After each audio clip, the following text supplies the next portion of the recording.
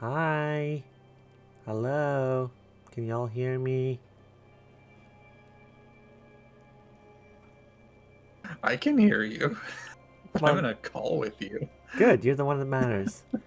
Hi, Okay. Inu. Oh, Hi, Vivid. Hi, Fel. Hi, Dini. Thank you for the follow.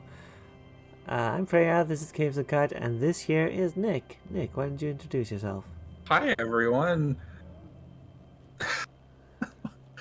Hi everyone. I'm Nick. I'm also a VTuber, and I'm a grad student too, who does like interactive narrative stuff. Yeah, this game is cool. This game's that's, cool. that's what I can say about that. And yeah, one of the designers on it has written some cool stuff about interactive storytelling too. Yeah, Jason's a cool guy. That's that's my plug. Jason's very cool. What do you know about this game?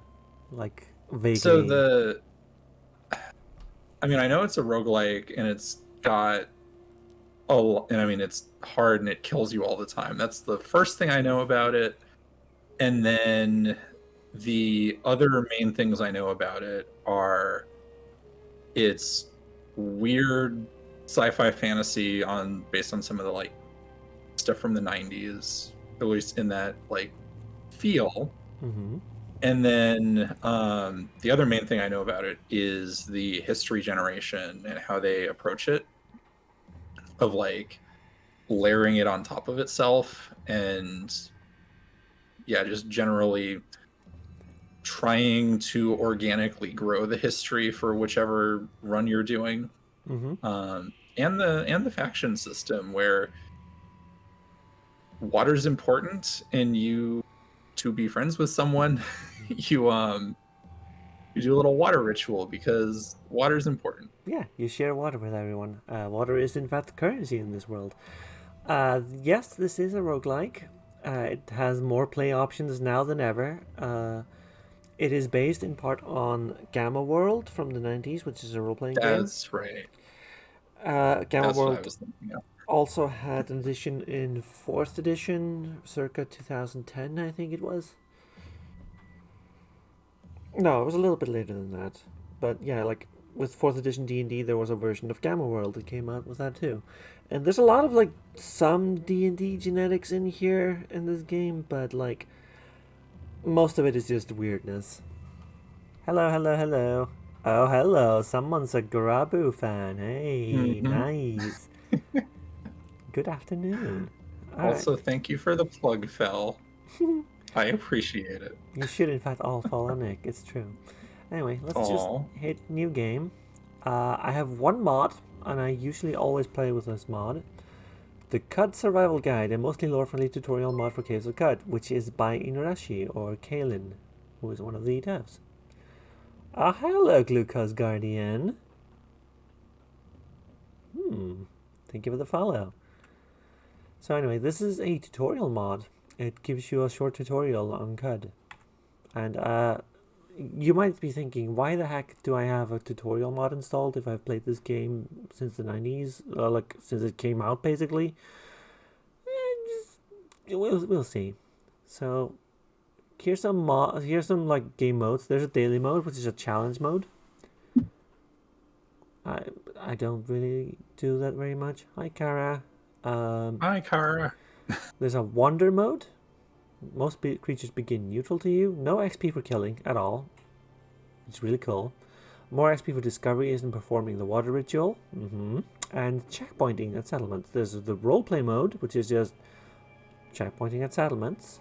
If you die, you just return to a settlement and keep going. And then there's classic mode. Permadeath. Lose your character when you die. Let's be permadeath.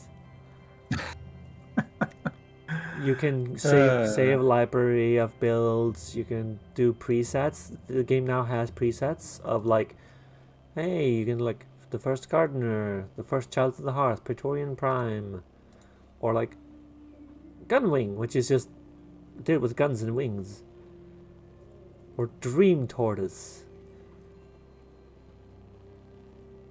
I feel this is self-explanatory. Bzzzt. That's a really good one. So let's just do our own build. Okay, so here's where most people like stop immediately. Like you go like, hey, create new character. Sure, why not?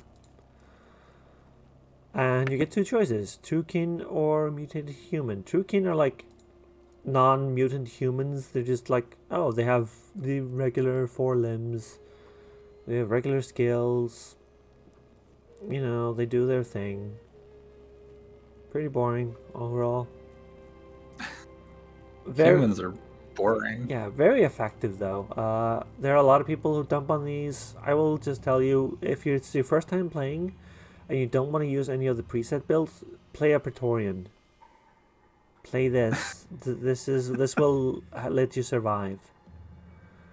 Pure can use cybernetics. It's true. You do not get cybernetics as a mutated human. You are not one of the nobles.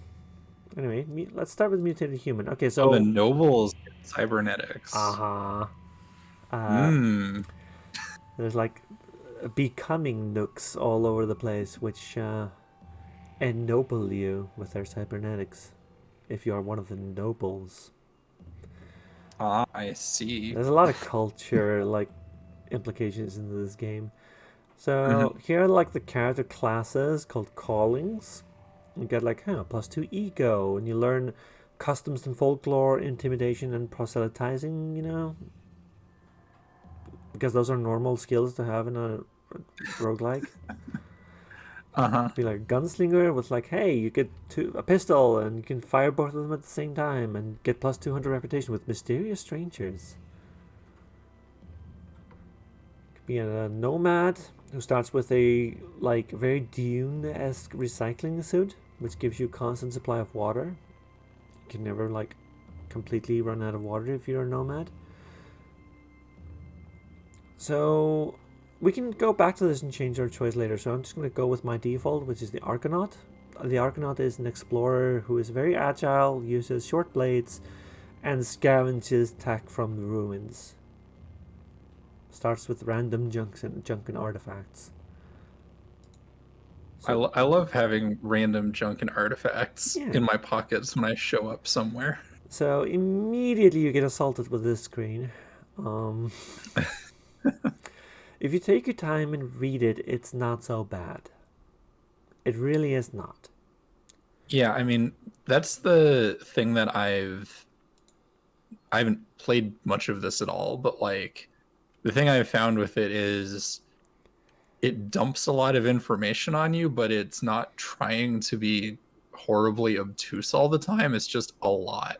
Yeah, like this screen is pretty informative. Like sometimes the game is super obtuse. If you find like a random piece of technology you've never seen before and you look at it and it goes like scooped from the core of a star. Okay, how does that help me? Like what does that do? Like it's just cool, I guess. But like this screen is pretty helpful. So most of these are pretty self-explanatory. Morpho types we can ignore for now. You can have a beak. You can have burrowing claws. You can have a carapace, which is just more armor. You can have more muscle. You can generate electromagnetic pulses. You can phase through solid objects sometimes. You can have multiple arms. You can have multiple legs. You can have night vision. You can eat by standing in sunlight.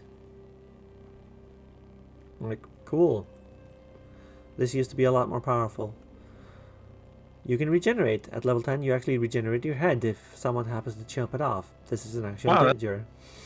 That's impressive. Like turning yourself into a lizard, but for your head. Yeah. Like, you just instantly regenerate your head. It's really, really funny. You get physical defects. You can notice that there's a point value next to each of these. Down here, you'll see we have 12 points to spend on mutations. We can't just pick whatever the heck we want. And some of these are like negatives that you can take to get like more mutations. And then there are mental mutations, which are like your psychic powers. You can manipulate light to create lasers and such. You can disintegrate things. You can read the history of objects to learn how they are made. You can in fact be a crab, yes. You can teleport to other people. You can duplicate yourself through time. You can make time pass faster or slower. You know, there's a lot I of... love that duplicating yourself throughout time is just a mutation you can get. Yeah. I call it the Sakuya build, usually. Like, when I have, like, a really agile character with, like, t- temporal fugue. And, like, I just duplicate myself a bunch of times and become a Toho. Because, you know, normal game, right? Yeah, yeah, very, very standard video game right here. Yeah, like all of them have like two guns, so like you duplicate yourself. I actually want each copy has a two guns, and then just create bullet hell. And then you accidentally shoot yourself to death, because that's Oh, that's a classic roguelike thing, isn't it? Shooting yourself to death. oh, obviously. Because I forget what year it was, but one of the roguelike celebration t-shirts has that is like its central design. You shooting yourself to death. It's Mm-hmm. great. You can be a dragon. You can literally be a fire-breathing dragon. You can like select the flaming ray. If it says V here, you press V on the keyboard when you hover over it. And you can select where your flaming ray comes from. This is mostly just like which item slot you give up, because you do give up an item slot for this Okay. mutation. You're like, oh, you can give up your facial slot, and then you just breathe fire on people occasionally. And then you get wings, and you're Mhm. just like, yeah, I'm a dragon. That's what I am. I'm a... And yes, become. Oh, go ahead. the good side of the become Naruto coin. Yeah. Yes, some people would say become Naruto. I am not one of those people. I play no. I play Toho games that did not watch Naruto.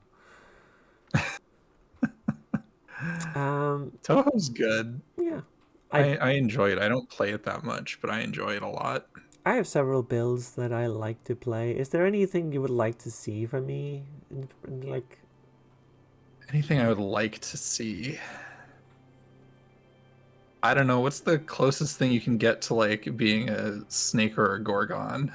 snake or a gorgon? All right, let's see. We can have multiple heads. How about them apples? Yeah, that's like having snakes for hair, right? Yeah. You have two heads, you know, Um, minimum. We can let's see, have a stinger, which is like, you know, venom, right. paralyzing venom. We can have that. Although I prefer confusing venom just because it's cheaper. Um, regeneration is classic. That's a very like snake-like attribute. Yeah, yeah, that's more the like fiction side of it. Mm-hmm. We can be extremely agile with triple jointed. Like, Yeah, I was gonna say triple jointed sounds like a snake. yeah, like your joints stretch much farther than usual. Like we'll still have hands and feet, but like we'll be Mhm. really like stretchy. So we can take that. um, we can take stinger, confusing, paralyzing, or poisoning venom, because like there's different options for that. Um, let's say regeneration. Why not? It makes sense. Let's see. We can have horns, horn, antlers, or casque. Heightened quickness. We can be real quick if we want to be, but that's not super snake-like, I don't think. Yeah, I would say like paralyzing venom's probably your most snake-like thing out of those. All right. Do I want to be a furry snake? Because you can get thick fur. Let's see. Is there anything else we would want? Obviously not multiple arms or multiple legs. That seems a little counterintuitive. So photosynthesis is not exactly like a snake, but it's closer than not having it, is what I would Ah. say. Okay, so Because, you know, yeah. making heat out of the sun. Well, obviously, to be photosynthetic, we need to be cold-blooded as well, right? Yeah, exactly. We only have 1 point left, so we need to get something to make Hmm. photosynthetic. So let's be cold-blooded. Your base quickness score is reduced by 10. Your quickness increases when your temperature increases and decreases as your temperature decreases. And we have plus 100 reputation with unshelled reptiles. Hell yeah. I Heck love being an yeah. unshelled reptile. Yeah, we're an unshelled reptile. We shall take photosynthetic skin, and as like a last thing, I guess we can take 1 point wonder, night vision. You see in Yeah, the dark. it's like being able to smell real good, right? Yeah, It's close enough. like we can like to simulate that. We could take like there's a mental mutation for this. I think sense psychic. You can like detect psychic eminences, as in like Hmm. minds. Amphibious works well for some kinds of snake. Well, yeah, like it's more like a frog, as the graphic here Yeah. suggests. But you can take, you can be amphibious. Yeah, I mean, so I mean, snakes don't need water in the same way that like a frog does. Mm-hmm.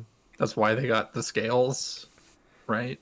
Yeah. Anyway, we are cold-blooded. Um, Uh, yeah, we're cold-blooded. We have a stinger, which is like our teeth, basically. We are triple jointed. We have photosynthetic skin, and we regenerate. So, I guess Archinaut is actually a really good class for this build, huh? All right, let's just go with that. seems like it.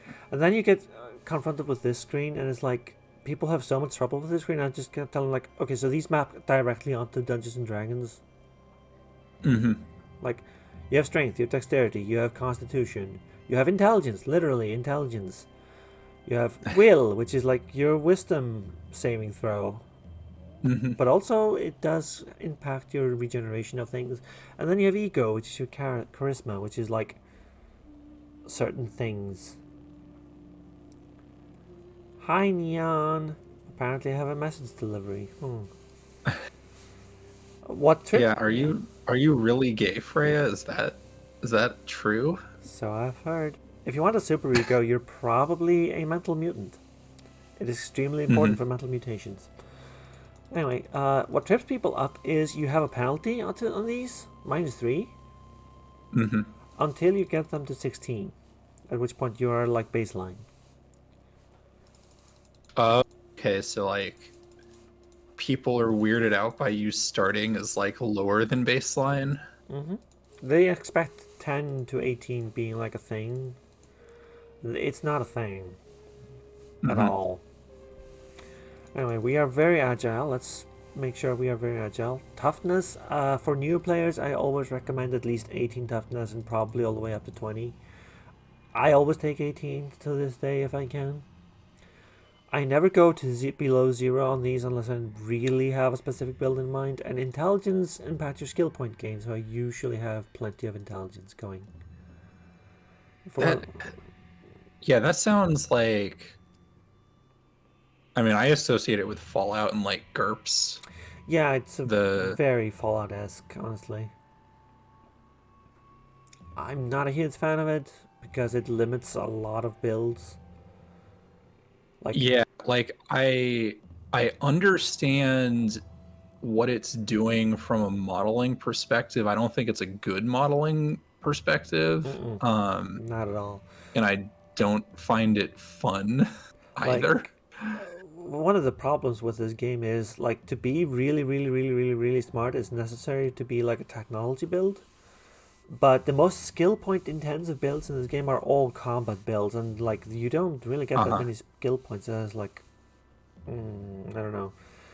But yeah, like intelligence is really strong, unfortunately, and I really think that either needs to be reworked or the skill system needs to be taken into account, like how expensive things are depending on your like what you pick at the start of the game. Right. I do have a lot of criticisms on this game. I have also like over 1,200 hours played on it, so you I know. mean, it's also the kind of game that like you will form opinions about it because it's doing a lot of like systemic models of stuff, right?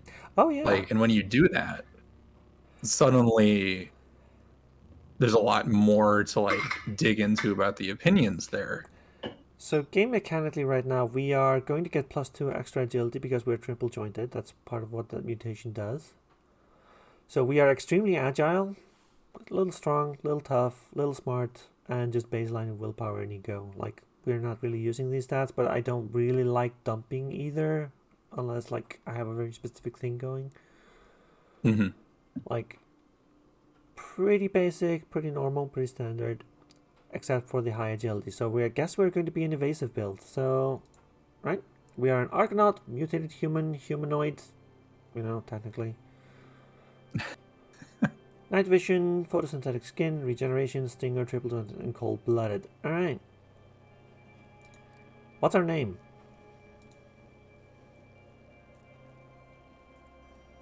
Oh, do they? Oh, they do. Okay, they do have a random name generator. They do have a random Good. name. We can literally just ask it to name ourselves a random name. I usually do that.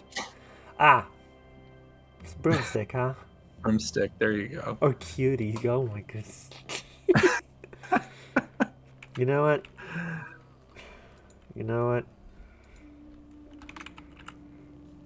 Oh, come on. Let me type, will ya?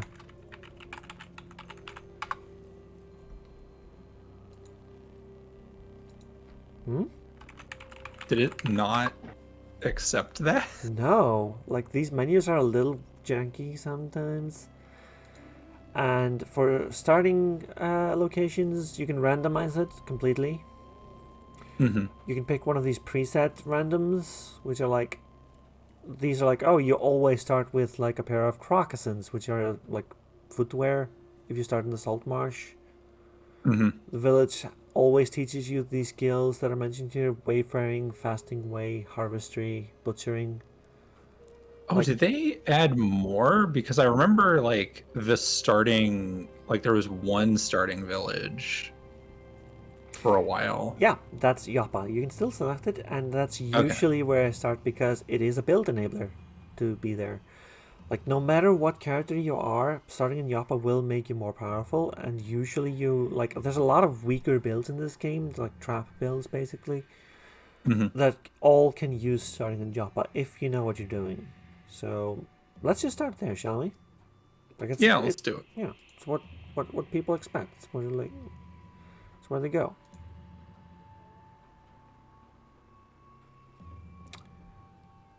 Hello, game. Oh, it's loading. It might have crashed. Oh no. We'll see. It can, like, have these weird moments. Like, oh yeah, it totally crashed. Aw. Hold up. Yeah, it says not responding at all. Yeah, like, Damn. it is loading, but... Alright, everyone, guess we gotta remake that character. We can go faster now, right? Yeah. That's not worrying too much about it. It's fine. It's video game streaming. Yeah, so... I mean, in the... this menu is just really buggy, is the thing. Mm-hmm. Let's see, what's our last build? Yes, it did save our build. So that's good. So I just went to last build and just immediately hey, here's the whole thing. It even saved our name. Nice. Huh, nice. Thanks, game. Anyway, now instantly it loads, like, sure. Feast upon the goat hearts, Mammon Soul Drinker. Thanks for that quote, game. Oh, I guess I'll close that because now I'm looking at stream. On the 23rd of Shudux, you arrive in the oasis hamlet of Yappa along with the far rim of the Mograi, the Great Salt Desert. All around you, moisture farmers tend to the groves of viridian water vine. There are huts wrought from rock salt and brine stalk. On the horizon, cuds, jungles, strangled chrome steeples, and rusted archways to the earth. Further and beyond, the fabled spindle rises above the fray and pierces the cloud-ribboned sky. Press space, then F1 for help. That's your introduction to this setting, right here. The conceit is that you are like new to the Cut Plateau, Mm-hmm. which is this. Like, immediately, I'm just gonna go to the world map to show everyone. This is the world map. Just take this menu away. Each one of these squares is called a parasang. It is like roughly a 9x9 square in like the normal view. And this is the Cut Plateau, and it's got a lot of like interesting locations and like curious bits. You can look around it. Up here is the 6 Day Still. Rise from the dunes like a petrified kraken corpse bearing down upon the vacant flats. Sure. Yeah, 3x3, sorry, it's 9 wide though. Grit Gate. Superior half of the colossal gate inscribed with the runes of 100 indecipherable tongues. Beneath its chrome palings, a wide passage opens into the jungle loam. The village of Kyakukya, jungle village of an ape god worshippers. Don't worry, they're friendly. And they're giant mushroom dwellings. You know, it's a friendly village. You can go there to learn cooking. They're very good cooks. Oh, hell yeah. Then you get like the weird parts, like the spindle, which is mentioned in the intro. A lengthless needle of Maya blue meets the earth from where it pierces the firmament. You get little later game areas like over here, the Id Freehold.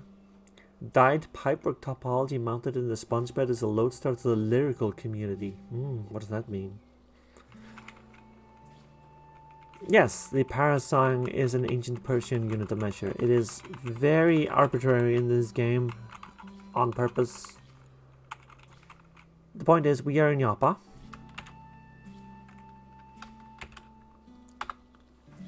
And we are this green person right here, around the mouse cursor. We are green on the screen because we picked photosynthetic skin. Normally we would present as white. But because we have photosynthetic skin, we are green. It's just one of those little things. I don't remember, because I mainly saw this now like years ago. I want to say back in like 2018 or 2019 was like my main exposure to it, and I don't remember stuff like that. Yeah. Like, that is... I don't know how recent that is, actually. Anyway, yeah, like, here's our mutations. This is our character sheet. I came here by pressing X. From here, we can cycle through all the other things. Here's our inventory. This is numpad 7 and 9 to go back and forth. Here's our equipment, which is our equip inventory, which is very different from our inventory. Here's our reputation screen. This is the famous screen. I actually, like... made a tweet about this that went so viral it had to be like addressed in talks. You get like reputations. Yeah, like which tweet was that? Because I'm pretty sure I've seen that one. I just don't remember the contents of it. I'll get to that in a second. Don't worry. Like antelopes, like at 0 reputation, they don't care about you, but aggressive ones will attack you. You aren't welcome in their holy places. That's very important. No, it's not. Antelopes are interested in trading secrets about the locations of water weeps and the locations of cat lairs. They are also interested in hearing gossip that's about them. You know, if we ever find a cat lair, we can share it to an antelope for their, like, secrets.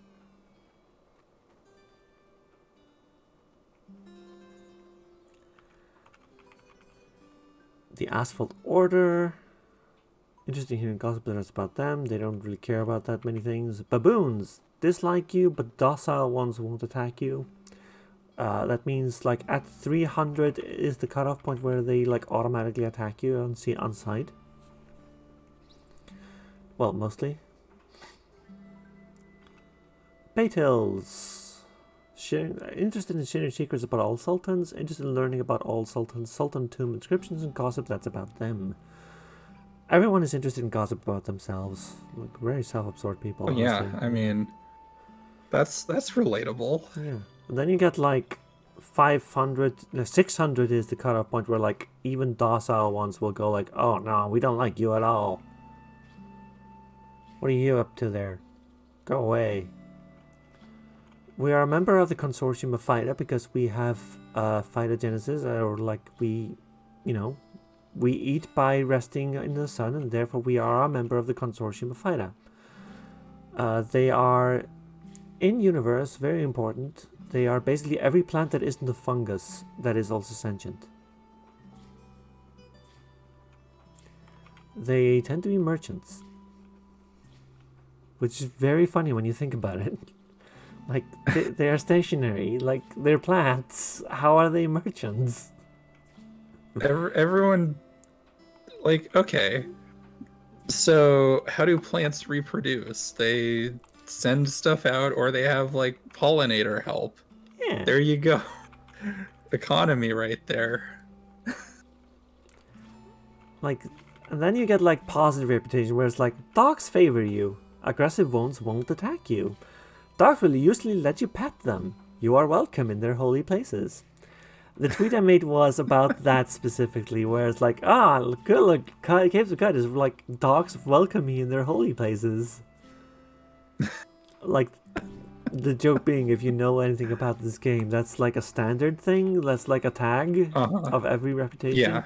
Not every faction has a holy place is the thing, but like, you are welcome in the holy places of dogs. Mm-hmm. Fellowship of Wardens, they tend to distrust everyone, unless you are also a warden. They are a organization of people who like guard villages and settlements. They place like one warden to be that village's warden. Yeah, cats don't like us. Cats dislike you, like, and they won't usually let you pet them. Apparently, we started with a negative reputation with cats. Fungi tend to be neutral, but no one likes funguses because they reproduce via, like, infecting you. And, like, no one enjoys that. The Gersh despise me. We'll get to that at some point, maybe. Alright, Neon. I know how you do. There's some randomly generated factions, like the Ivory Sorrow of Ekuru Coast, which is like, that's a randomly generated faction. I know that. Like, the Isakari tribe, which is a desert tribe, which you can, like, if you wear their gear, they will actually like you. Oh, hello. Thank you for the follow. Newly sentient beings. This becomes rather important if you accidentally, say, create a sentient chair. Oh yeah, you can just do that, right? Yeah, so Accidentally. you can find, like, start and find, like, brains in a spray can, and you can spray them and things, and you just like, oh, well, congrats, I accidentally made the village sign of Joppa sentient. Which is very funny when you, like, then fall in love with it because you accidentally injected yourself with love. That's a thing that can happen. Just saying. In fact, I believe that's like... Oh wow, there's a lot of villages generated in this one, huh? You usually start at 0. Oh wow, yeah. Yappa tends to distrust outsiders, so you get like minus 140 with them. Kakukia is over here. That's also always a static one, but the rest of these are all like random villages. That was added like only like a couple of updates ago, really, like last year. Yeah, I remember them talking about that, because, like... The wife to Kumo Kumo Kuku. Alright. I believe that must be a baboon? That has to be a baboon name. That's hilarious. Someone is worshipping the wife of this legendary baboon. Alright, sure. And then worms at the end. Why not? The reputation screen does matter. And if you look at people, like sometimes you get like, cushioned, hidden pariah and guide. Loved by pariahs, admired by the villagers of Yappa. Alright, sure. You look at this guy. Disliked by the Hindran of Bela for sowing their fields with salt. Oh, that's rude, Mehmet. What the what the fuck, Mehmet? What? Immediately, guy is an asshole. That's awful. I don't expect to get to Bela, so I'll still share water with him, but like whatever, man. Sometimes I would make decisions like who I share water with based on these reputations. Hated by the villagers of Karchappa for stealing a cherished heirloom. Yeah, this is the local warden. And then there's this nameless zealot, who is a member of the Mechanimists. The Mechanimists are a religion. They worship technology in the sense that they will like find grenades and toss them down a big hole and shout "yeah, yeah." Oh, that's worshiping technology, is it? Yeah, they don't. I feel like we could use more of that They don't in really today's like. world. Yeah, they don't really like use it that much. They're useful to be friends with, but I don't subscribe to their religion. And if that isn't like the most realistic simulation of religion there is, I don't know what is. Anyways, That's pretty good. There's some elements here which are like not part of the base game. This robot, wall breaker, fourth wall breaker, in fact, because like he teaches you about the controls if you talk with them. This is a robot. There is Kashint, who is not part of this, like, of the base game also, but I always start with Kashint for a very specific reason. And then there's these water wines here, which this extra S here is like a typo that has survived in this mod since forever. These are objects placed here to like spell out press space, so it's like you know instantly like, oh, you can press space, and then you can talk with the extra dimensional Metabot wall breaker. My clever vine cord message reaches you in Tat, and it will teach you about the controls. You know there's one too many of the letter S in that message. Yes, I accidentally made 4. But there's only 3 down there, so... Well, no, technically there's 4. You could simply destroy or store the extra letter. There's an extra one, who cares? I can't take advice from someone who misspells a word. Goodbye, sir.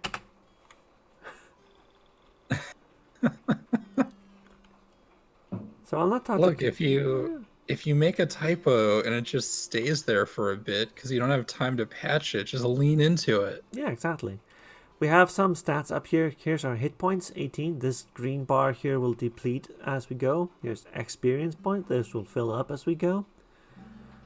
Here's the current date, current time, some options that I never use, but you can play with the mouse if you want. Like you can look, object finder, look, the wait menu, character sheet, auto explore, body text. I have no idea what that's for. I never used it. I played 1,200 hours of this game and I don't know what this button is for. Did you click it? Did it do anything when you clicked it? It hit this. Yay. What did it hide? The thing below it. Oh, okay. I don't know what that means. Anyway, we have 64 money, which, here's the thing about that. It looks like placeholder or something, because it's got the percentages on it. We have 64 water. That's our 64 money that we have. Water is currency in this game. Oh, look at my painted Winewood sap mask. Now, painted and engraved objects always have histories on them. So let's look at this one, shall we? You were talking about randomly generated histories. Here's one of them. Painted with a scene from the life of the ancient Sultan Ixis. In 3242 BR, Ixis, telescope shouter, the luminous wraith of the ultimate worshipping district of Ekamas, Huexalathl's mate, spouse to Ekar, husband of Sithatos, the Nagabal terror, the Shapar scourge, died of natural causes. He was 134 years old. So this one either had 3 spouses, or that one spouse has a lot of different names. There's no limit to the number of spouses these things can spawn with, so... Yeah, a lover, a wife, and a husband. Of course, obviously. Duh. There you go. Perfect.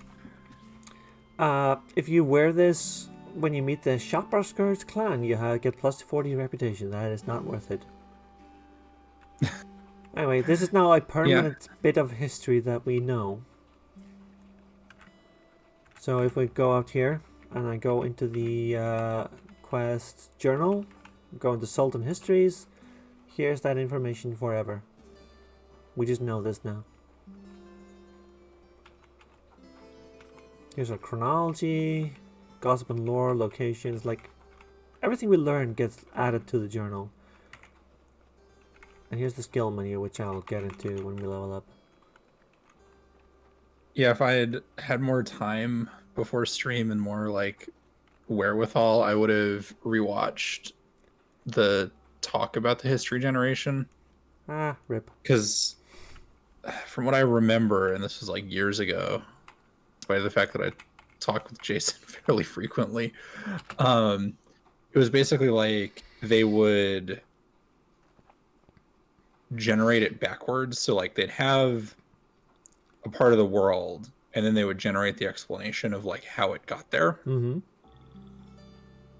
rather than like trying to generate the events and making part of the map like based on those events. Yeah, they generate the map first and then like explain the various things afterwards. Very cute.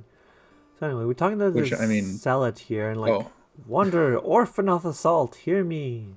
It's just telling me that there's a place called the 6 Day Stilt, far to the northwest. And then kind of like, hold your tongue, soothsayer. The salt pools in the blood beneath the feet of those who dare command me. You can just be really rude. Like, your blood will pool in the earth if you talk to me that way. But anyway, let's... God is all about gossiping and trading obscure facts you found on a post-it note in a pile of trash. Yes! Yes, it is! Yeah. Anyway, I will. This intrigues me. Let's make the journey and accept this quest. Oh, glorious Shekinah. This quest is, in fact, on the quest menu. Make a pilgrimage to the 6 Day Stilt. Sure. Why not? So as I understand it, Caves of Cut is actually a social simulation, just one where you die a whole lot. Yes. And yes, post-it notes you find stapled to trash are incredibly valuable in this game. This is in fact the reason I have the tutorial mod enabled. We'll get to that in a second. Now I could do the water ritual with a bunch of people right now. I don't want to do it yet though. I'm going to show people how to start this game. First of all, unequip everything you started with. Just all of it. Unload. You can't unequip your stinger because, you know, it's part of your body. Uh-huh. If you have horns, and we're not... No, yeah. Right. And we're not, like, ripping parts of ourselves off. Like, that's not an affordance we have yet. No. You can't remove the stinger. On this screen, you can select your primary limb. And you get a randomized of, like, either one of your left hands or one of your left or right hands. If you have multiples of each. You can, like... But if you press tab on these, you can see the little green asterisk that is right by my left hand, which means right now I'm left-handed. I just switch to right to make that my primary limb. Or I can switch to my tail and make that my primary weapon. And that's exactly what I'll do. So now I'll always make attacks with my primary weapon. And if we look at it, in fact, let me just go back to my equipment screen pressing E. A chitinous segmented tail tapering into a curved barred slit with venom. Strength bonus cap 0. Weapon class long blades. That's important. Weapons are like have classes, different skills affect them. This counts as a long blade. Okay. And this makes it like really good start. Like knowing that you can do this is very important for like if you're using tails or horns or whatever. Horns are like the best weapon in the damn game. Number 2, I'm gonna come in here, open this door, and close it using the O key, and just walk over this chest, and like you know, no one can see me, so I'll just open this chest. Not open it. Are you sure? Yeah, sure. Oh, look, there's a bunch of stuff in there. Like, let's examine this thing. Oh, not owned by you and examine a weird artifact at risk of causing damage. Are you sure you want to do so? Yeah, sure. It's a stun gas grenade. Let's just take it. If you don't close the door, will people see what you're doing and get mad? Yes. And this guy will absolutely murder you. Which guy? Big Ulrich here. Okay. He shakes dander off the chipped surface of the great curling horns displayed from his temples, so he will absolutely murder you in melee because he has huge horns. One hand holds a purring blade, the other lame and frostbitten, reminds us that while Mother Nature may bestow splendid gifts upon her children, she is still sister to cruelty. That means that he has the freezing hands mutation. He will actually just like freeze you from a distance. And like, purring blade, cast sword, yeah, exactly.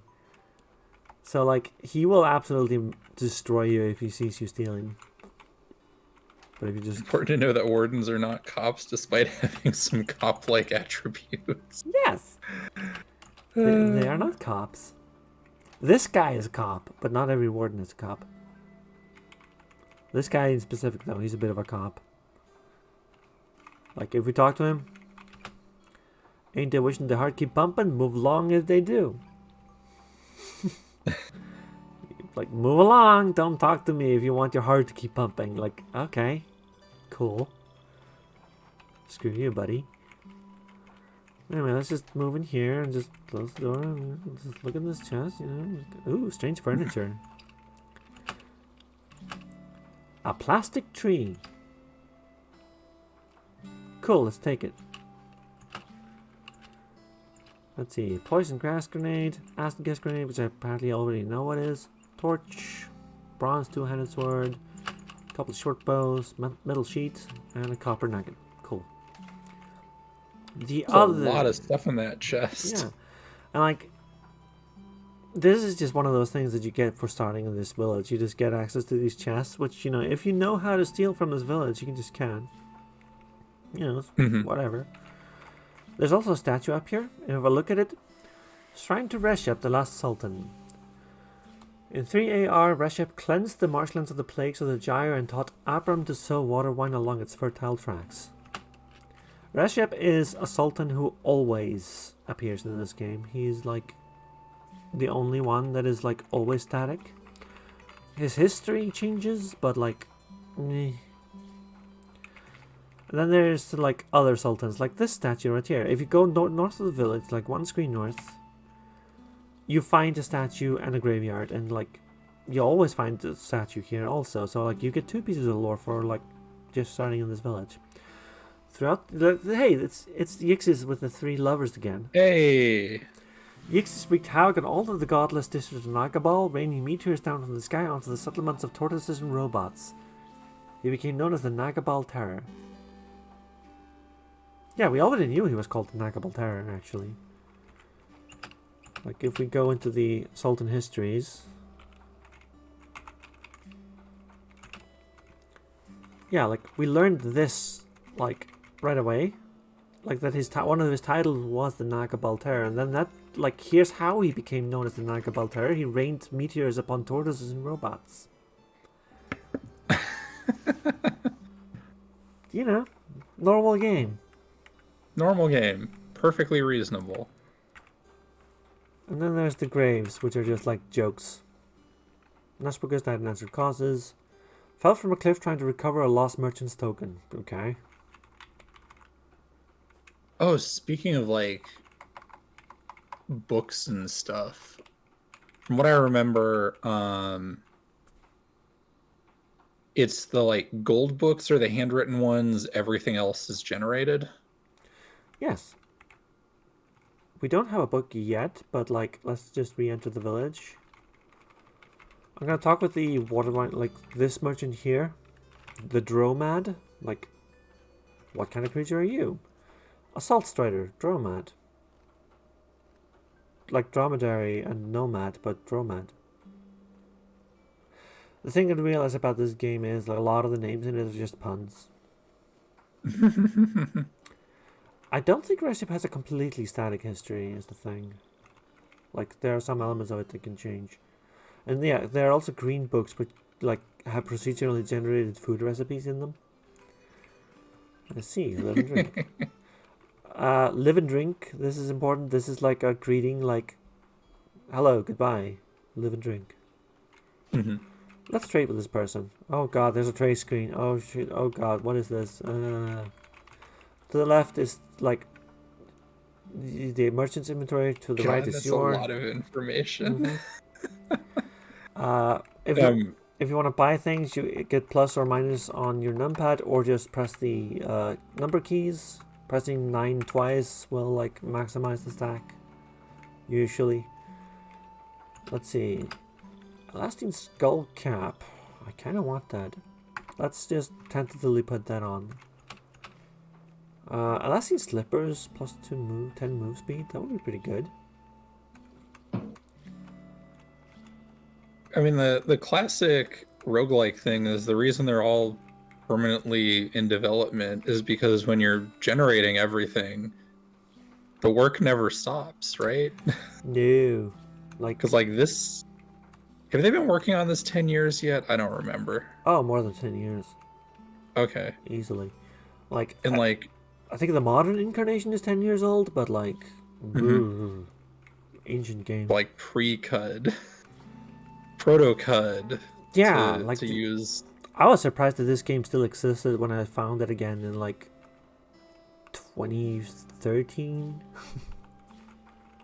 Like it was still in active development. Anyway, like, yeah, I mean they steel weapons. They release updates like every week still. Yeah. We can buy a musket if we want. That is actually a really good idea to just get a musket, get a ranged weapon, if you like can. Glow sphere, we don't particularly need one. I am interested in these pieces of armor though, so let's see what we can sell. We have the Winewood staff mask from earlier and the pocket vest. Let's just get rid of that. We have some torches, but we have night vision, so we don't really necessarily need them. They're more like a liability. Now, our primary weapon is our tail, but the best secondary type of weapon is really the dagger, so let's just keep those, but sell everything else. Sell these bows. Already, I am, like, getting there in terms of, like, money. 4 copper nuggets. Yeah, sure, let's just... Do I have enough to actually buy everything?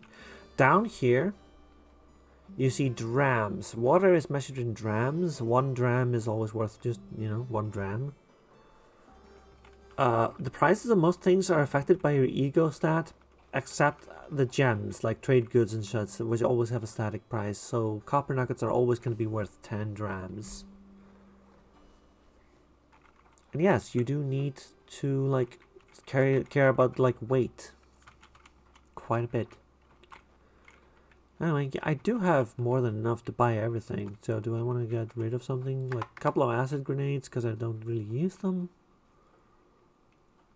And I guess the poison grenade, why not? I will press O to offer it.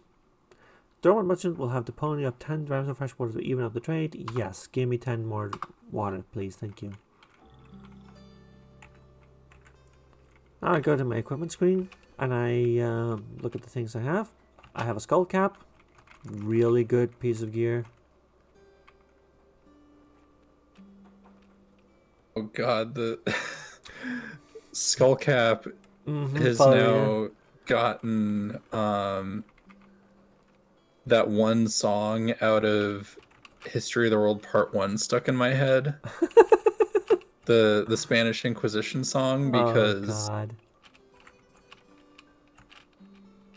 what's better, lose your skull cap or your skull? It's such a line. Just like, now that's stuck in my head. Oh, congrats. Thanks, game. Anyway, let's put on our slippers and our skull cap and our daggers. I do have some witchwood bark, it's fine. This is a very important item, it's a healing item. So I'm just gonna blitz through the tutorial because I can explain everything like on my own. This is this is a tutorial guide. You can do like, hey, get quests to like receive knowledge. He tells you to trade for a bandage. Bandages are useful to stop bleeding. Like, Have you got the bandage? Yes. Then they tell you to get like witchwood bark, and you go like, hey, I brought some witchwood bark. It tells you like, From oh, this chest that I looted. Don't worry about it. yeah, don't worry about it. Anyway, like, okay, so if you eat it, you get confused. Okay, cool. Thank for like that information. You get like a little bit of XP. Blah blah. How do we get that? So this is still not updated to the latest version of the game, where like all these item names got updated. So I'll just tell them I have a piece of armor, and I have a ranged weapon. I don't actually. I sold them all. And then Oh, did you not buy the musket? no. Nah, it's a good idea, but I didn't do it. Then you go like, oh, I'm gonna like review the material. Like, let's have an exam. Which one of the creatures should you flee immediately? The salt hopper. Salt hoppers are very fast. They are like bunnies, but they live in salt deserts, and they have swords for hands. They have swords for hand. Yes. Yeah. You can in fact loot them like sometimes and just use them for yourself. Just take someone's hands and Yeah. use them as a sword. Mandibles and like, oh god, they're horrifying. Armor value. Okay, so that's the thing. We have 3 stats up here. So mental armor, MA, is 4, equal to our willpower plus something. Armor value, just the armor we are wearing, and dodge value, which is like the difficulty to hit us. And this is basically like, hey, have you played D&D? You roll a d20 and you try to match or exceed this number, dodge value, and if you do, you hit. It's armor class. Boom. And armor value is like damage mitigation. Okay. That's what I was gonna ask. Yeah, and armor value is like, you know, damage mitigation. 6 is like the golden number for the early game. Alright. And then if you eat witchwood bark, you get confused, like I said earlier. You passed the exam! Yay! 50 XP. Do we name our bronze dagger? Sure. Sometimes you randomly get like inspired to name your gear. Sure, why not? Let's name it based on its qualities and have it be brown.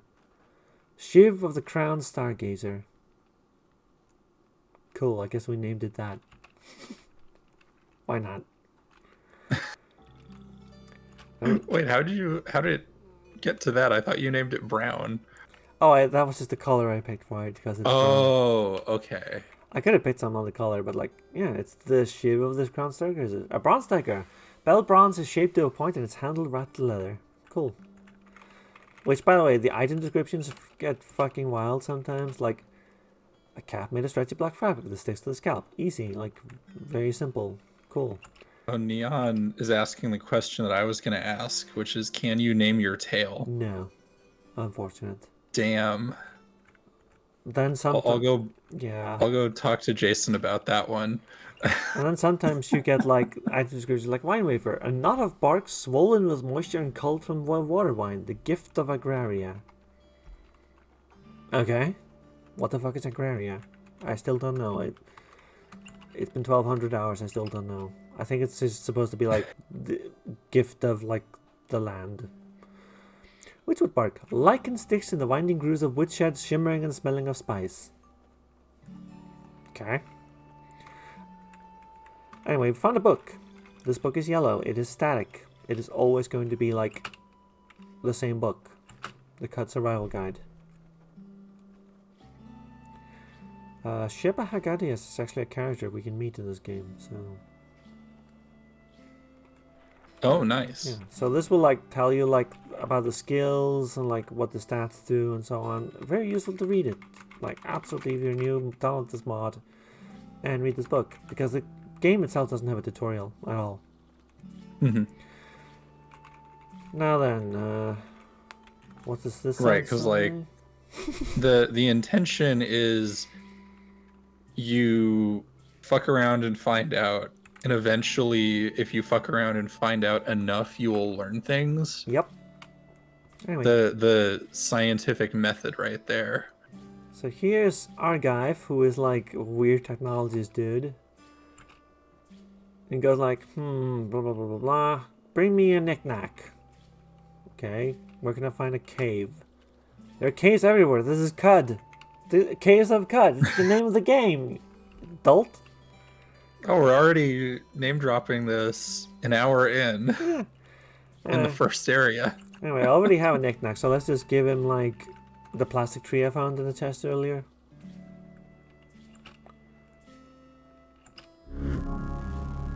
Yay! I leveled up. Nice. Let's find them. Yeah, like this little graphic plays like little stars and notes. Alright, here's It's your. adorable. Yeah, I'm gonna give you a like the acid gas grenade, I guess. Alright, yeah, sure. And then he tells me to go fetch wire from the rust wells to the east. Just a note. These are the rust wells. Kudzu. Get it? Get it? It's a dumbass game, I swear. Anyway, since we are in town, I will show everyone a very interesting little thing. We walk over here. A small crack down into the earth gets revealed. Yeah, hi Chicky. Chiaki. Okay, then we can just go down, pressing like the down key. We are now underground. This is. Oh hell yeah! Yeah, like immediately there's just a dungeon entrance under like in the town. It's hidden actually. You have to kind of know about it. Mm-hmm. Let's just wander around here for a little bit. Oh wow, that was fresh water. Really? I just randomly found fresh water on the ground. Cool. Fresh water is like valuable for a reason. Most water in this game is salted. Just it's very salty. Mm-hmm. Oh, and that's why that guy is even more of an asshole, right? Because like salting a field's already bad, but like salting a field in this world, it's like extra bad, right? Oh yeah. Yeah, I will always do puns, and this game is full of them. Like one of the shoes you can get is like Crocs plus moccasins, like crocossins. It makes alligators more friendly. So they're not made out of alligators and crocodiles, then, right? Nope. They're just like designed reminiscent of Crocs. Yep. It is very weird. Anyway, we can like level up our mutation. Every level we get a mutation point because we're a mutant. So let's just level up our regeneration ones. And our stinger, why not? Our stinger gets more penetration power through armor. Hey Gra! Hello! Gra. And let's level our intelligence ones to 19. Now we have one, like, our skill point total just went up by leveling up intelligence, right? Oh wait, it Yeah. adds to it like the minute you get it? Yeah, like retroactively, like recalculates your intelligence, like your skill points that you should be having. Oh, that's wild. Because like I've only played more modern Fallouts, and they don't do that. They're just like, oh, you finally got this. Here's more in the future. Not here's all the stuff that you should have gotten at this level. Live and drink. Yes. Hello. So funny thing, like this game used to not do that, like retroactive stuff, but it does now. Mm-hmm. Anyway, now we have skill points. Let's look at the skill tree. Whoa, that's a lot of skills. Oh my goodness. Still funny being on a delay because I'll hear you react and then then the menu pops up. I'm literally streaming this game to you so you can have like a real time. Come on. It crashed, remember? So I don't have it anymore. Oh goodness. Wow, you should have said. Alright, here. I forgot. I'm sorry.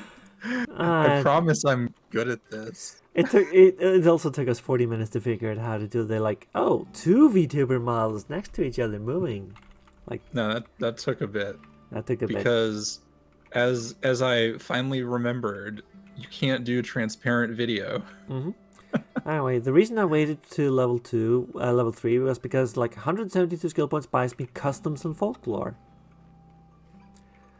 which gets me the tactful skill. Whenever you begin the water ritual with a new creature, you gain 25 bonus reputation. Oh, that's really good. And then it unlocks trash divining. I wonder what that's going to be useful. That's the thing where you like find post-it notes of lore stable to trash. Okay. So I'm going to learn customs and folklore, learn tactful. And yes, I really love trash divining. It's one of my favorite skills, but it's so expensive to get. I usually can't really get it. Until I realized that pariahs always have trash divining, and this guy in the tutorial is a pariah. So, cash in there. They are very fun. They are a hindran, which is a type of like inhabitant of Cud. Yeah, you usually wait. Yeah, like I just love starting with it. Is the thing. I just love starting with trash shit. Like I'm sorry, I just really love it. Also, hi cat. Anyway, let's share our water. Your thirst is mine, my water is yours. Begin the water ritual. 1 dram of water. You actually lose 1 dram of water by doing this because you actually are physically sharing your water with someone. You share your water with Kashin, Hindran, Pariah, and Guide and begin the water ritual. Reputation with Pariahs increases. Because they admire Kashin, Hindran, Pariah, and Guide, your reputation with Villagers of Yappa increased. Like, cool.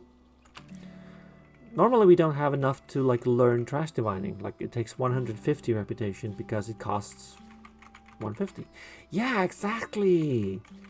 Kaylin is very smart. You should tell her that. Come on. Anyway, but because I have so much extra lore from finding like random stuff, specifically the statue above the town, I can share a little secret. Like, you know, hey, I'm just gonna share your like location of a same place with you. Will you teach me your ways? We can, yeah. Your reputation with pariahs decreases, but we learn trash divining. So that's interesting to me that them teaching you lowers your reputation with them. Yeah, that's a really interesting, like, gamey kind of thing to this game. But, like, if you look Is at that... So is that, like, across the board where if you ask favors from people, it'll reduce your reputation with them? Yeah, nearly universally. I don't remember any, like, exceptions off the top of my head. So anyway, now we know trash dividing, and that cost 150 skill points to get, right? But we just got it by sharing our water with someone we meet on the road. Mm-hmm. It's, yeah, like... Think of it as spending your social capital. Yeah, that does make sense.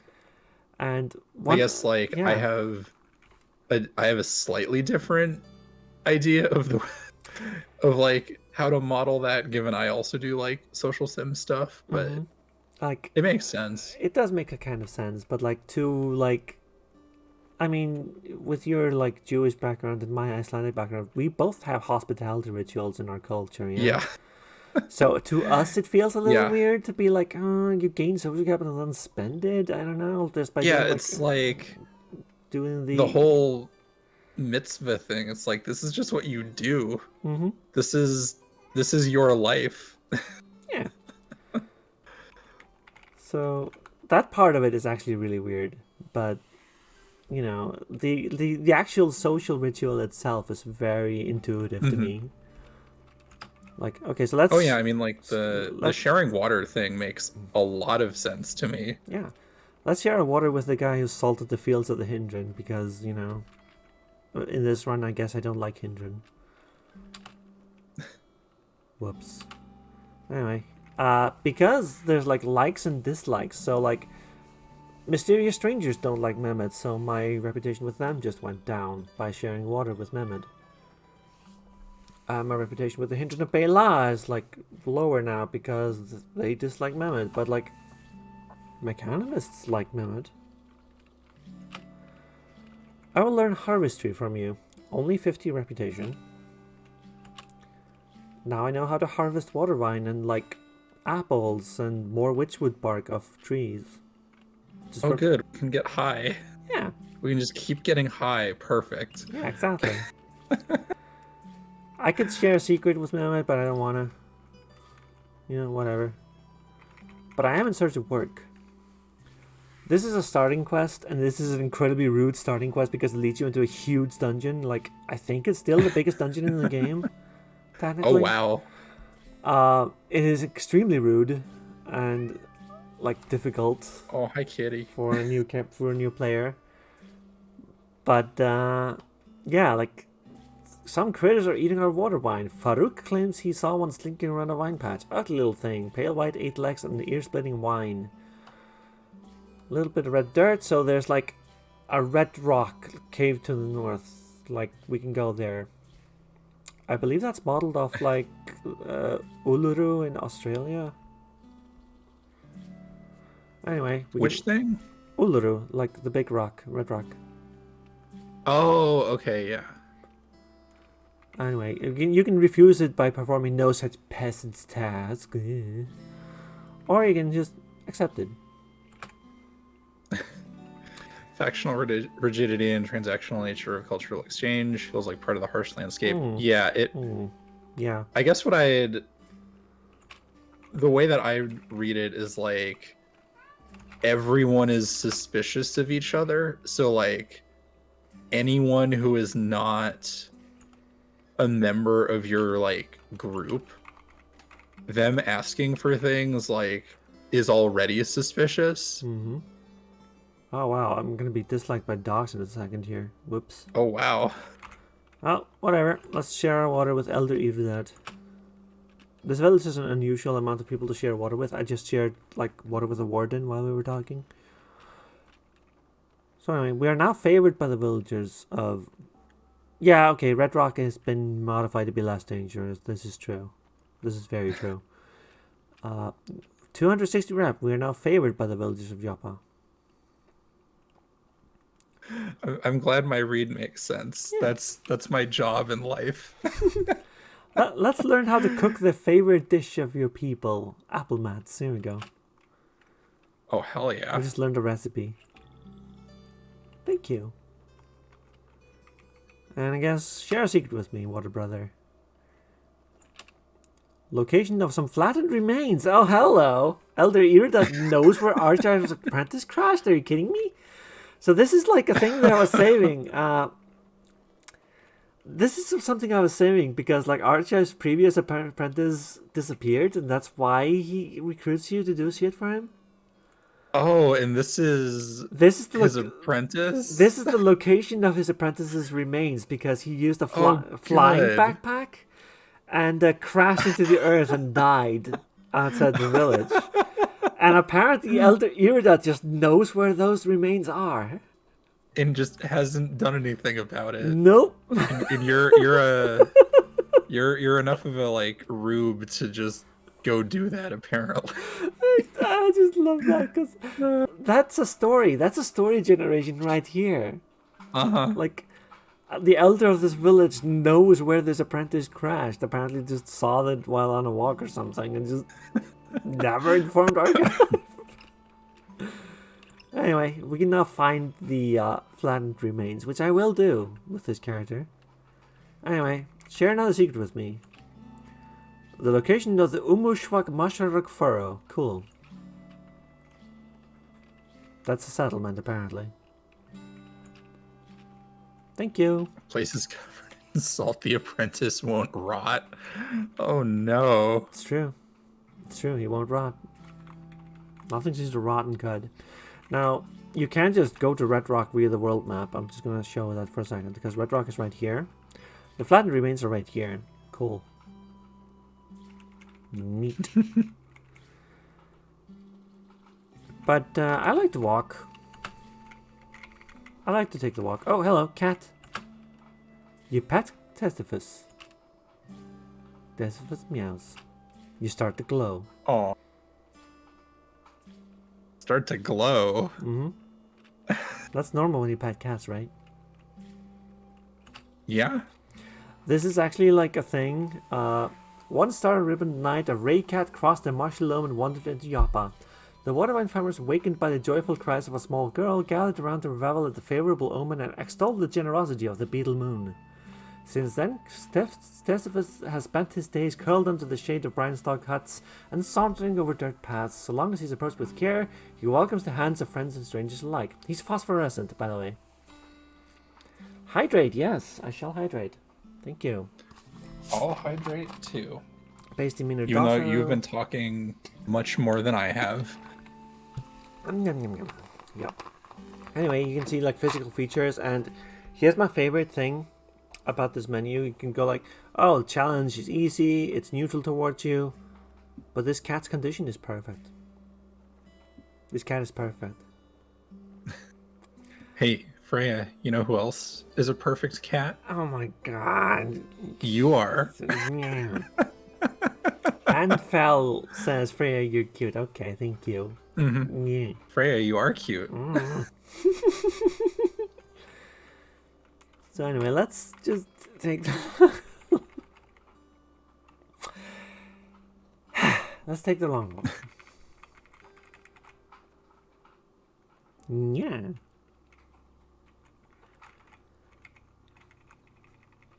Yeah. So, gamey trick that I learned from Rahu actually in chat. If you are like a weaker build or you want some levels, you can just attack these glow pads who are like mostly immobile. They will strike back, but like if you can get them, kill them safely, they do reward like a bunch of XP. So like, you know, that's how you can level up in relative peace.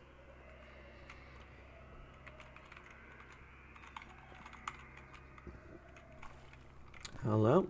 Yeah, see, wildlife attacking wildlife. This is a croc. Yes. Attacking a wet glow pad. Let's just watch nature take its course. Ooh, critical hit. Oh, sap. Hold on. Yeah, the glow pad just killed the crocodile. Oh my god. But I will collect sap. Sap is like plant blood. And I will auto-collect it, in fact. There we go. So can you auto-collect, like, any kind of item if you want? Any kind of liquid, at least. Okay. Like, I like to collect a lot of different types of liquid early game. Mm-hmm. This is like just for like late game reasons or mid game reasons. Sap can be useful for cooking, but it can also be an ingredient in a very important cure for a disease you might catch. Ah, I see. Which is like usually composed of several liquids. Also, hey, here's trash. Let's walk over it. We find a fractured microchip. This is because we are a tinker. We are like an Archinaut. We have the scavenger skill. When you step over garbage, you astutely rifle through it and occasionally discover scrap. Cool.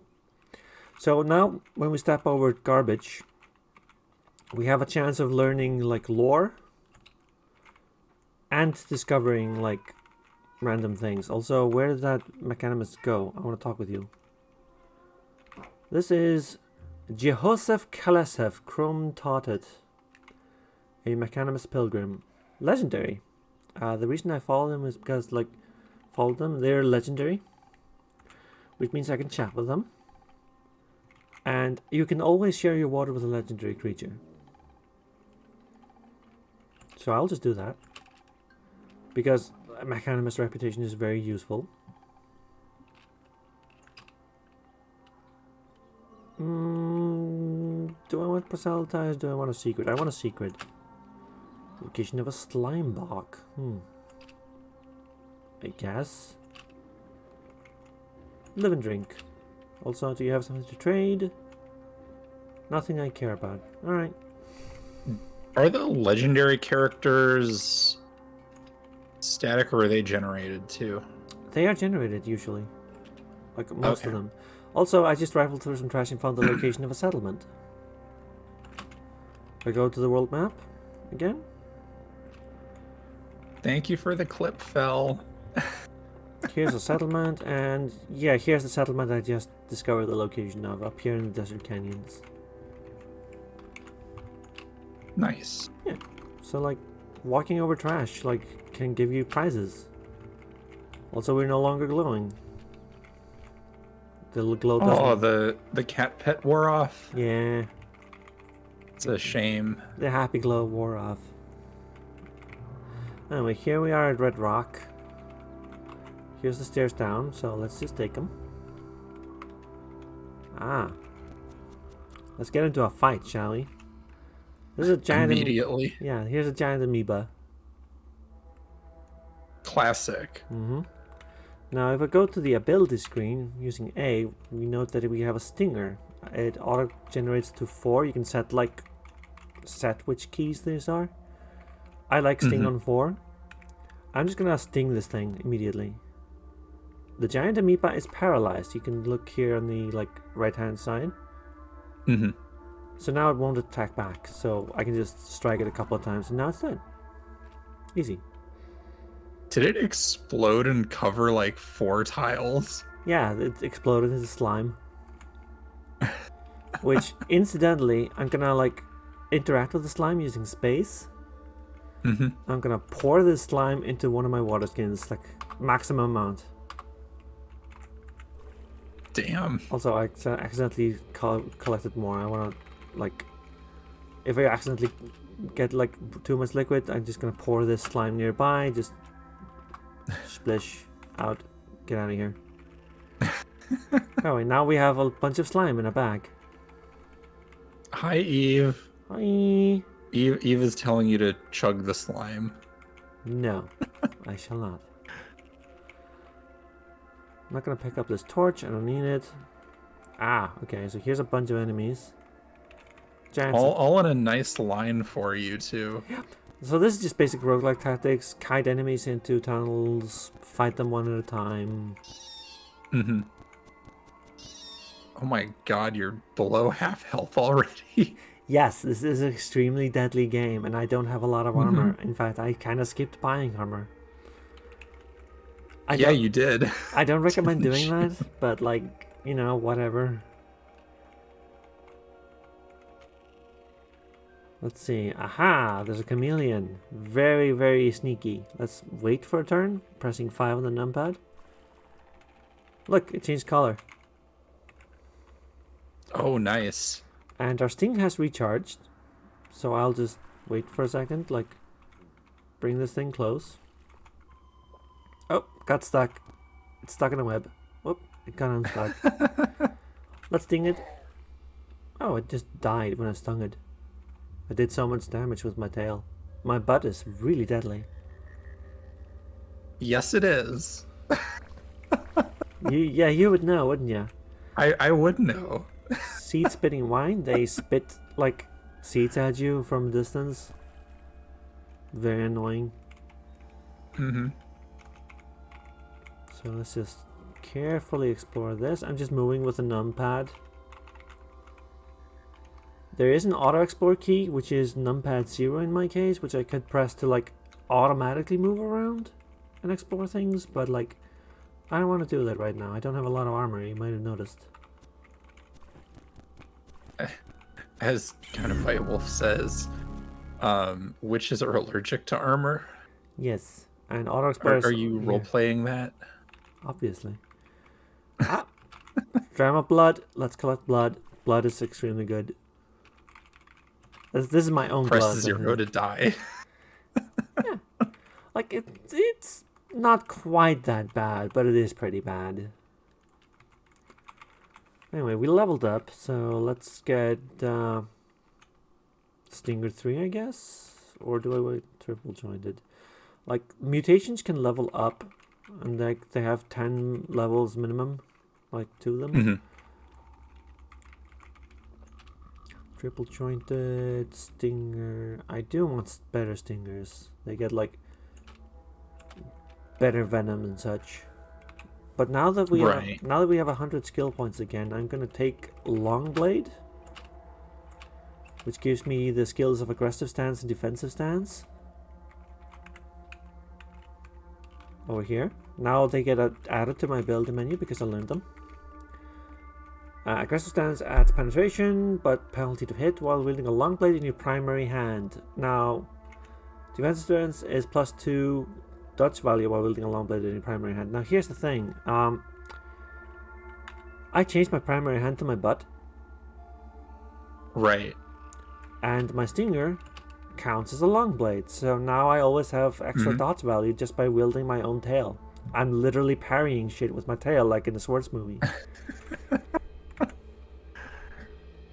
Stylish. That's what we are. Yeah. Yes, Neon. Penetration. I am not a say-so tuber. Anyway, Oh, you're not, huh? oh no, not at all. Really?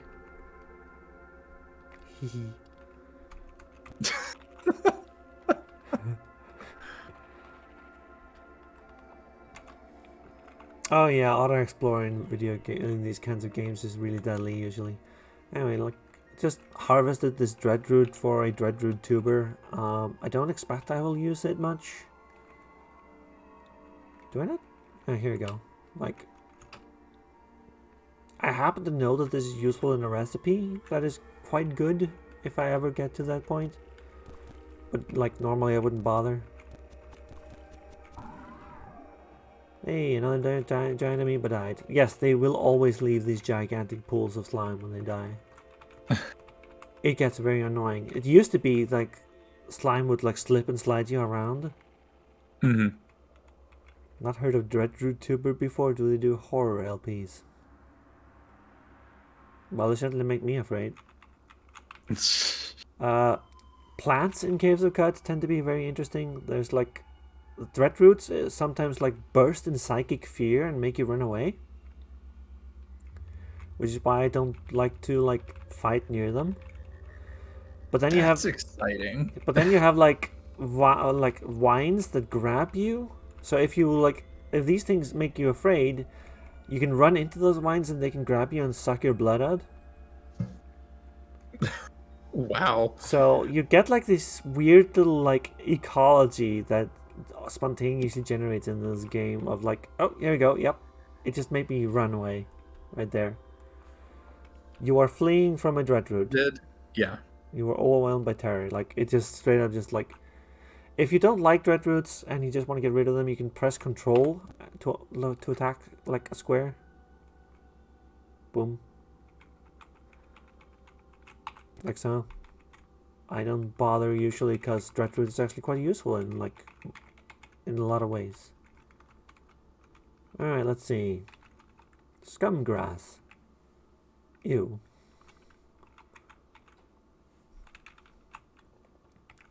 Dilute salt.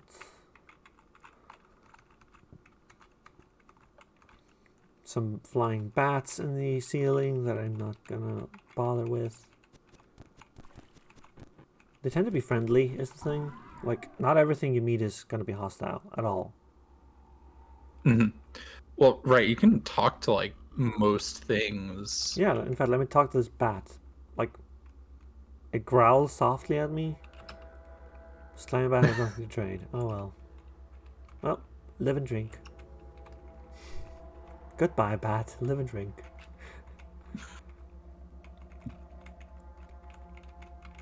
The game has a like very interesting sense of humor. Mm-hmm. A lot. No, of I mean that's just comes from games mechanics. Yeah, I mean that's like my main impression of the game is like people recounting just silly shit that's happened to them. Mm-hmm.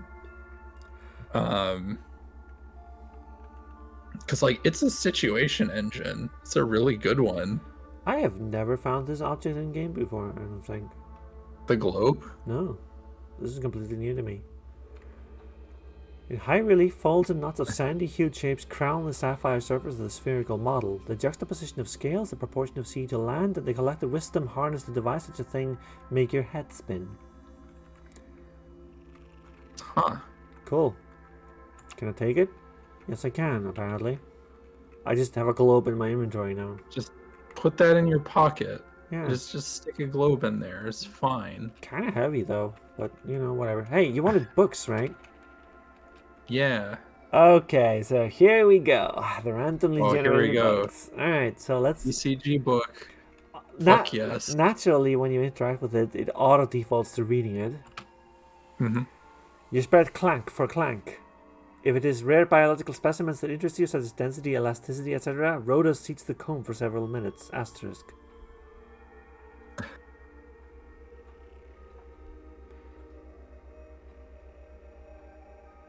Thank you for the clip. Did you enjoy that passage of text? I did. That secret was unveiled at the labyrinths beneath them. In fine ocean highland air, scarcely a disease germ can be observed in close contact with another surface. There is no reason for believing that the event's parenthetical dates signify their occurrence prior parentheses to publication.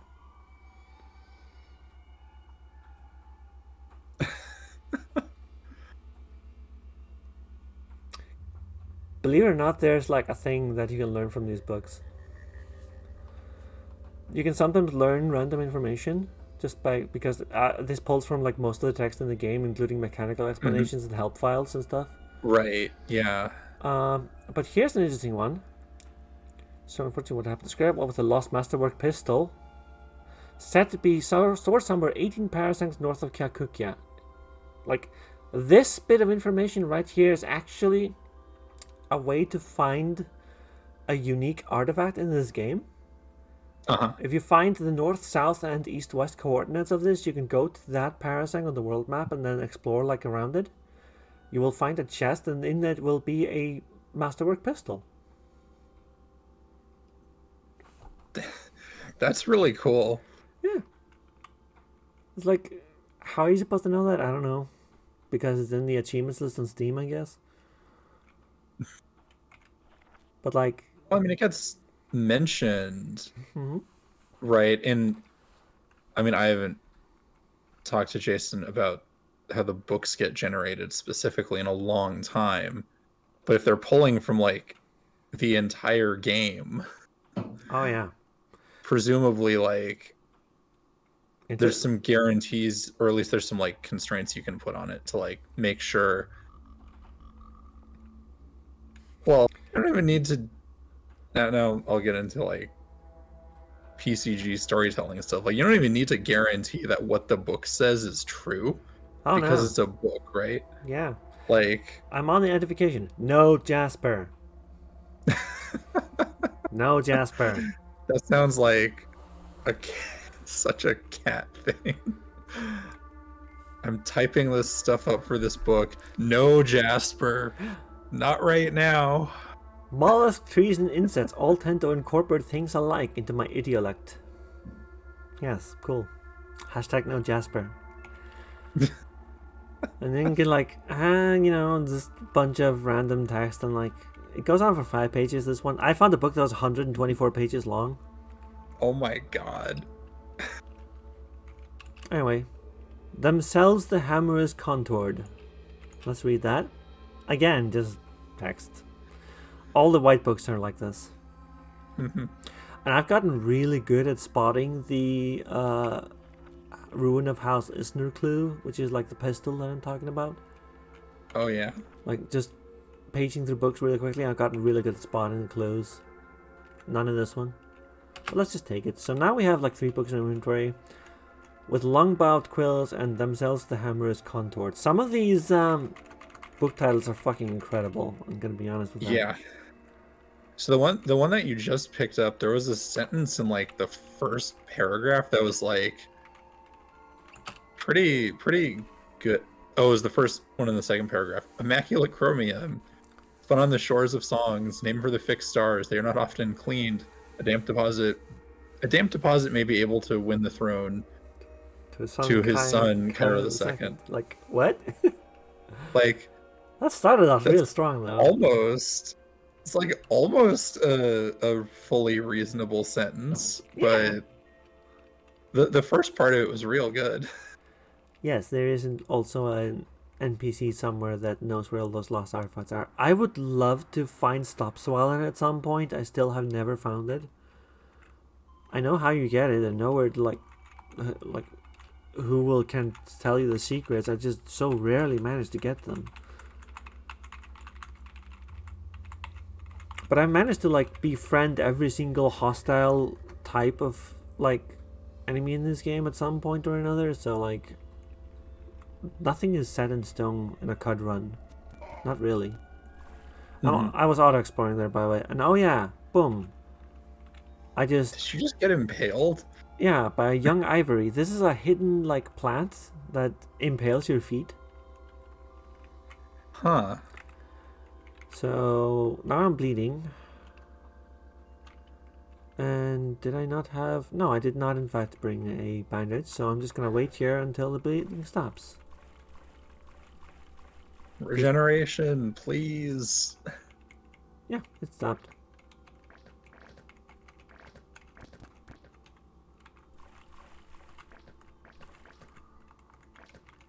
Yeah, one of the things for me, like part of why I've had a hard time like getting into this is because I have a hard time like remembering where I am on screen ever. Mm-hmm. Like every time I watch this or like try and pick it up, seeing where I am is a constant struggle for me. Yeah. I don't know why I have such a hard time with it. Usually you just press L and it centers the cursor on you, like look. Mm-hmm. That's one way to figure that out. Well, you can use the auto explore key to auto explore, but you can also use like the up and down level keys to like automatically go to like the nearest up or down stairs, and that's what I just did here. So Okay. that's very handy. Like I use that a lot. What's this? Leather moccasins, as they say in Australia, apparently.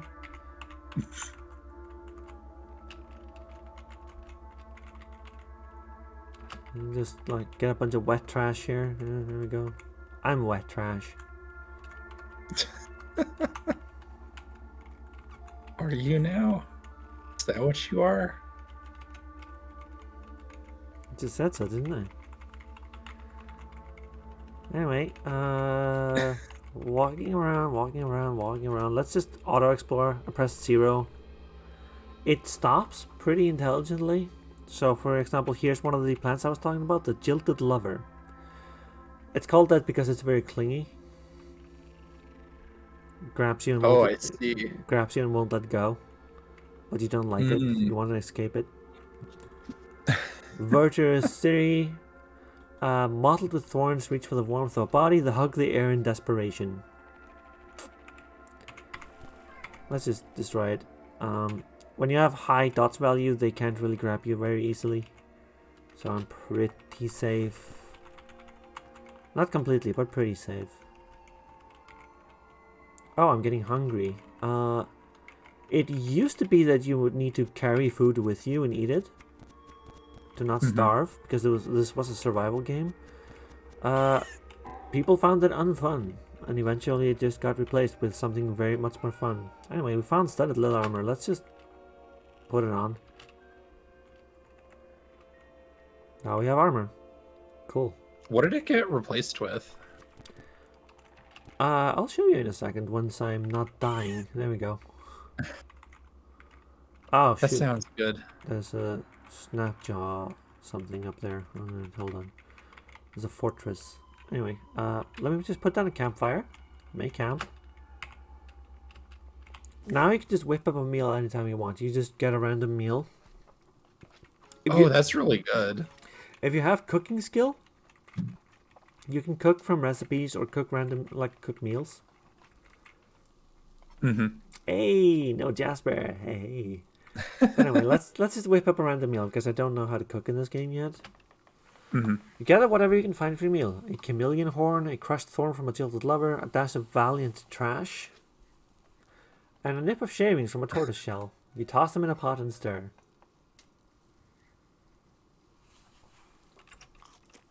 You eat the meal. Yay. I'm no longer hungry. You are sated, even. Yeah, sated and quenched. You can see that up here, like... Cooking is OP as hell. It's ridiculous. It's like... Some games have alchemy and potions and such. Like, that's this game's, like, cooking system. Mm-hmm. So it has randomly generated recipes with randomly generated, like, results. So it's, like, really fun. Let's just break through this fence. I'm just holding control and attacking this fence. Just shove your butt into the fence, why don't you? Yeah. I just shove my butt at everything and it dies. Dim is being very loud today. Alright, let's see. What's in here? A Snapjaw Warlord. Snapjaws are... Like, I think they're cute. But they're not that cute. Like... I don't know. They're like hyena people. Very aggressive hyena people. Okay. And they usually start as hostile to you. Like, completely hostile. Ugly cute. I guess that's a word for it. I think Graho Rupafo would not necessarily agree, but... Yeah, there you go. There's Gra. I was waiting for a comment from Gra. Gra is a Snapjaw. Gra has very good Snapjaw streams. Anyway, this is a very dangerous Snapjaw, so I'm just going to sting it. It didn't even die from the stinger, and it didn't die from being paralyzed and me just wailing on him. Wow, that... You still didn't take much off of it, though, so that was pretty good. Hey, I just found a post-it note attached to this trash that tells me where a Dromad caravan is. Note the location of a Dromad caravan. That's quite useful. I like finding Dromad caravans. See ya, Gynobite. Thanks for hanging out. Let's just, what's this? Oil! Do I have a water skin? I do not. Hold on. Could get rid of blood. I will pour all of this into another container. Like, liquid management gets weird in this game. Now I have an empty water skin. Now I will look at this thing. I will collect the liquid. Oil is super important. Not because it's used for, like, mechanics or something. But it is, you know, it is. Like, you can get batteries and stuff with it. But because there are things in CUD that do not share water. They don't drink it. Oh, but they share oil? Yeah. So if you want to do water rituals with them, you actually do have to use the thing that they drink, which is oil. That's cool. That's a good little touch. Yeah, and that's why I always collect oil. Let's see, finding a bunch of stuff in these random ass chests. Sure. What's this? A vase, okay. Just an empty vase. Oh, hello. Snapjaw warrior, dangerous. Paralyze it. Got it. Regular Snapjaws die pretty quickly if they attack you. Oh, a bloodstained neck ring. Let's put that not on our neck, but our arm for some reason. No, I mean, we're going for the snake thing, right? Like, all of our body parts could be considered a neck, should you so desire. The neck rings are actually a cultural item of the baboons. So if you wear one, you signify your allegiance to the baboons. Or like your friendly intent to the baboons. So like now I'm at least neutral with baboons, so that's kind of useful. I don't like fighting them. They're very annoying. Hi, Gra. Hi, Gra. Live and drink. So, okay, here's a question I have about the way that, like, that reputation works. Yes? You get the increase while you're wearing it. Yes. If you spend 400 reputation with them and then take it off, does that plus 400 like retroactively then go away and you're like now minus 800 with them? Yes.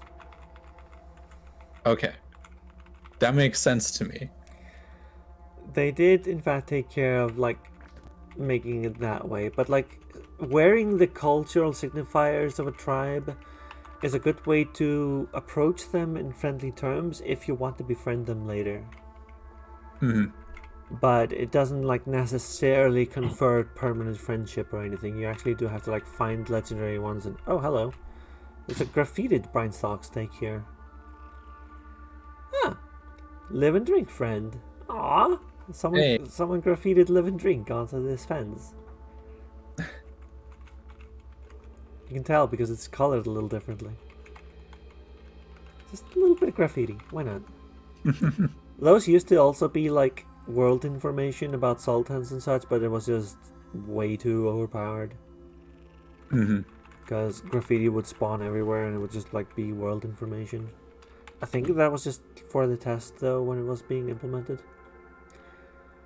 Anyway, we are now down to 4 strata deep in Red Rock. There is... Ah! Quest log updated. We found what we were looking for. A Gershling.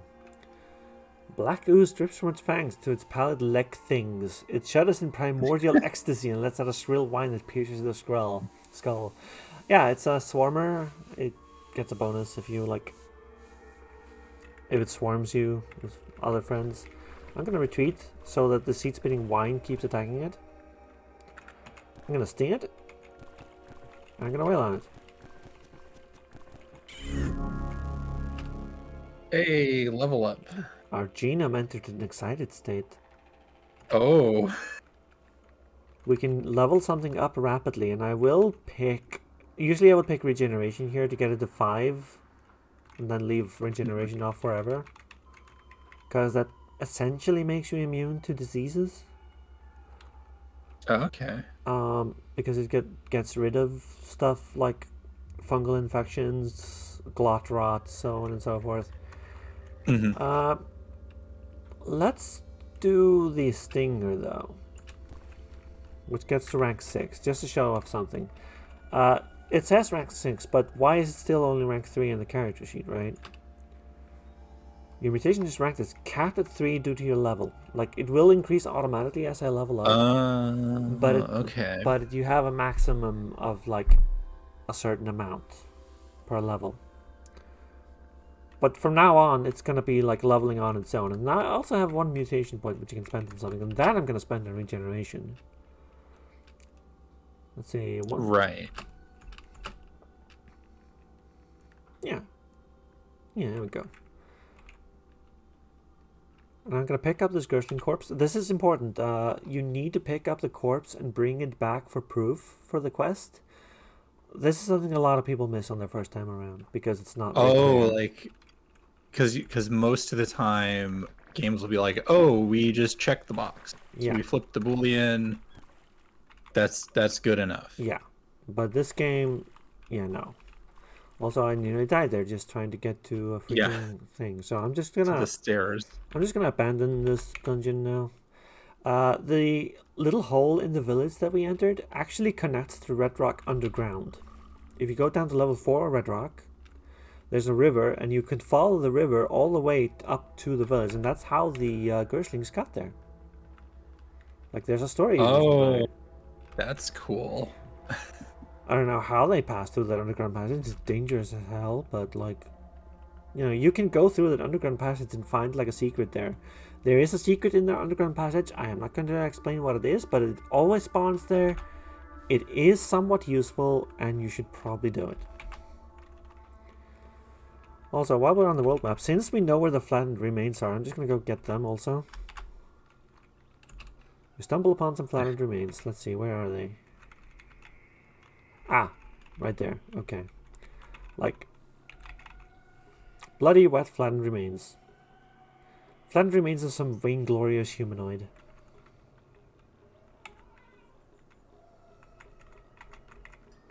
The secret is not an easily annoyed slumberling, no. Although that is part of the danger you can find down there. Oh, a no worm skull. It increases your eco. I always keep one of these around if I can. I will clean it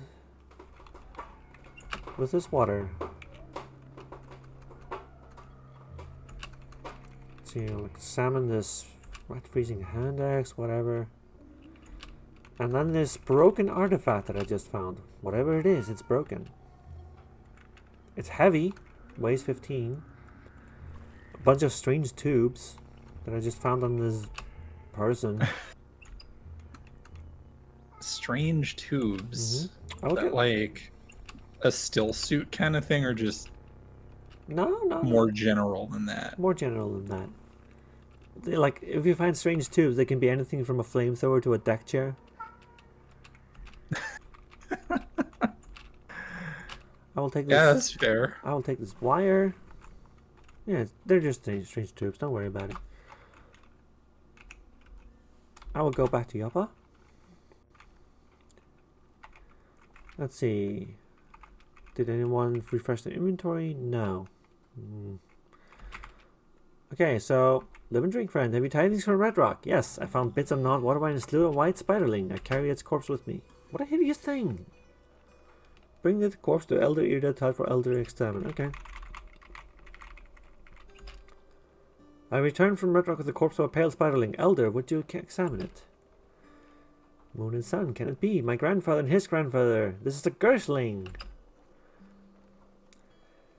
1,000 years ago, in the last days of the Sultanate, a series of 7 plagues called the Gyre spread through and out of Cud. They were a long stewing punishment for some trespass committed in the Southlands of Primordium before even the Sultans reigned. That's just like a long, long time ago. Something. We don't know. We think it's some sin, some original sin.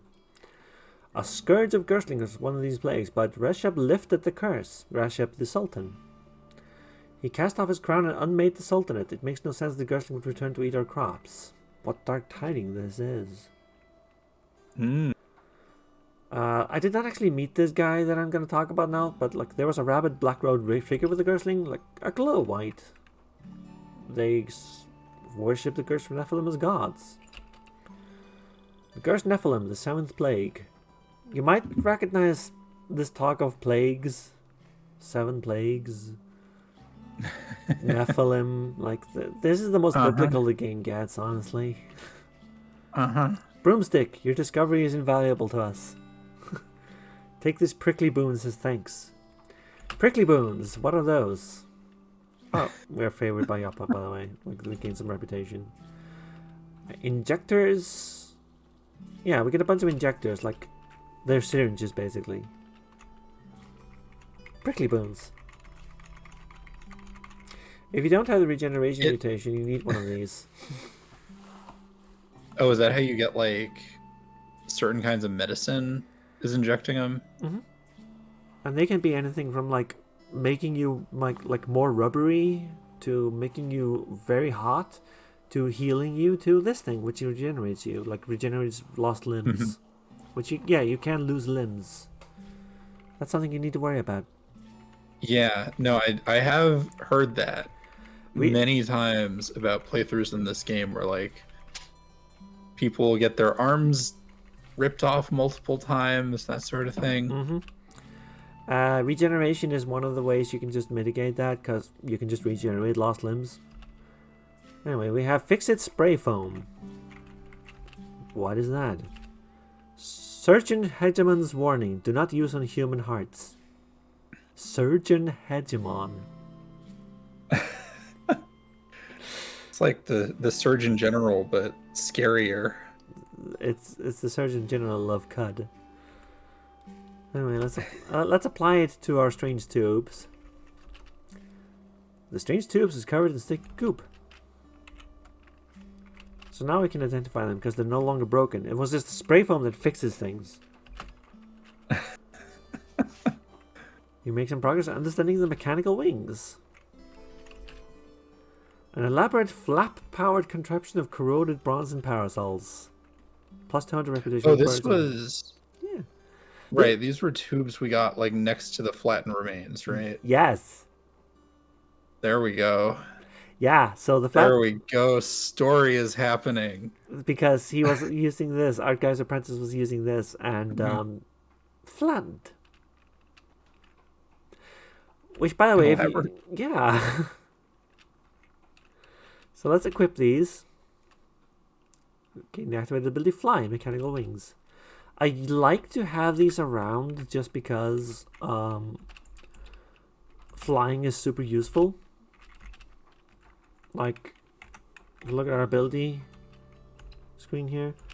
We can now swoop, yay, we can fly, blah blah blah, whatever. And then toggle that off. But flying gives you like benefits on the overworld map. Like, it makes you travel faster, makes you less likely to get lost. It's basically like a fast travel mechanism.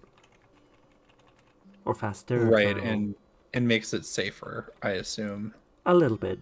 It is also extremely useful to escape. Fun fact about flying: if you are in the middle of combat and you are definitely losing that fight, activate your wings and press up, like going upstairs, and you can just leave. You can just leave and go to the world map. You can just choose to leave if you have wings. Wings is very Just walk good. out, you can leave. Yeah, just walk out. It's fine. Don't worry about it. Just walk out. Like, wings just let you leave. Just hit the bricks. Yeah. Yeah, exactly. Oh, that reminds me. I'm gonna take off the studded leather armor because it has 3 armor value, but it has -2 dots value. That's what these numbers mean. Oh, and we're doing dodge. Yeah. So I'm gonna remove Yeah. this and put on the leather armor, which is 1 less armor value, but has no penalty whatsoever. That's important. And I'm putting on the Nullworm skull because it increases my ego, which makes me a better merchant, like temporarily. So just in case there's like anything else I want, which is probably this musket. I want to buy this musket. By the way, they don't take away your corpse from your inventory. You have to like sell it manually. Don't forget this. Corpses are very heavy and you don't really want to carry them around. Oh wow, the globe is worth 70 money. Wow. So you can't even sell that here, right? Yeah, I can. And get full price, Yeah. or Yeah, sure.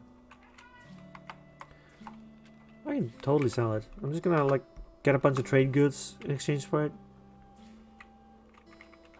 Cool. oh, okay, yeah. I just sold a globe for a bunch of stuff. That was cool. I've never Nice. seen that before. Just take a piece of furniture and sell it. Sure. I'm keeping this dagger. It's useless, but like now it's part of my personal history, so I'm just gonna keep it. Yeah. So what that reminds me of a little bit is heat signature, where if you retire a character, you can sometimes pick like one piece of their equipment to name and like send out into the world to be found again. Yeah, I don't think this game remembers your equipment to that level. You don't really have a bones file in this game. Yeah.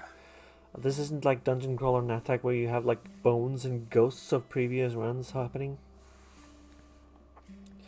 Yeah, Hi, Dimcat. Hello, I'm gonna pat your bones. Yeah, I'm gonna give you petties. I'm gonna glow because I just pet you. Yes.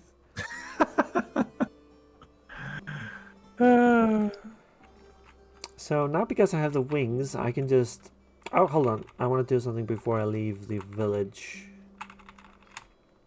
I want to talk to Argav again. The wire, give it to me. I don't have it. Relax. Do you have anything interesting to trade? Electrobow, eh? This is my favorite ranged weapon right here. Like, oh wow. if I'm not doing my like regular runs, like a ranged pistol run, I love using this bow because A, it doesn't use ammunition, it uses energy, and B, it glows. So you don't need a light source. Mm-hmm.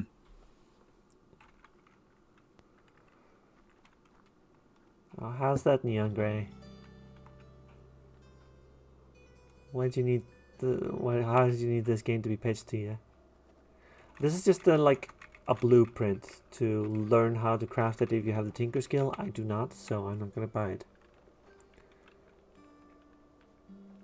Yeah, it's like Adam, but like Yeah. without the bullshit of Adam. Like with all full love, I have finished Adam before. But my goodness, it is not just... Mm. Yeah, I mean, talking to Jason and Brian, like, Adam was a big influence. Yeah. But it's completely bullshit, but it's really good, but it's completely bullshit. Yeah, we have an Icon pistol. That's a very good pistol if you're doing pistol ones. Like, extremely good pistol, in fact. If we had, like, 714 monies, we could buy this tech print and just, like, keep it around. I don't. I'm not interested in that. Gonna take off my selling cap and put on my skull cap. And because I have mechanical wings equipped, if I go to the world map, I automatically fly. So now I'm going to go to the Rust Wells, which is where the wire that he demands from me are, you know? So this is cool. This is very new. I don't know how many of you will have seen this before, but like now the Rust Wells open up into the earth like they do on the world map. So this is open air. Oh, that's cool. So like, that's cool. So fun fact about that though, I have wings. I can just toggle them on, fly over this, and press down. And now I'm in the dungeon. I'm getting pressed down again. Now I'm further down the dungeon. Now I can press down again. And now I'm on the bottom of the dungeon. There's a crab here. I'm gonna shoot it. I have a musket now. I bought it.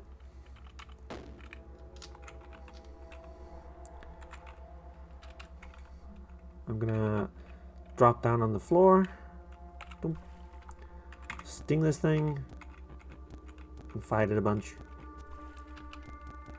Oh, it stunned me. Well, time to activate the moves. Oh my god. Time to activate the moves and get the heck out of here.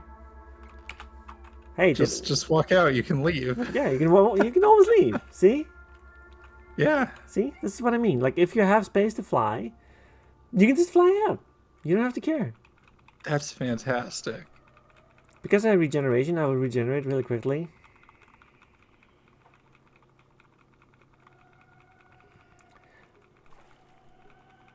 And then I can just like, okay, so I did that, so now I can fly again. Make sure that my pistol is reloaded, like musket. Okay, it's already fully loaded. I just go down again.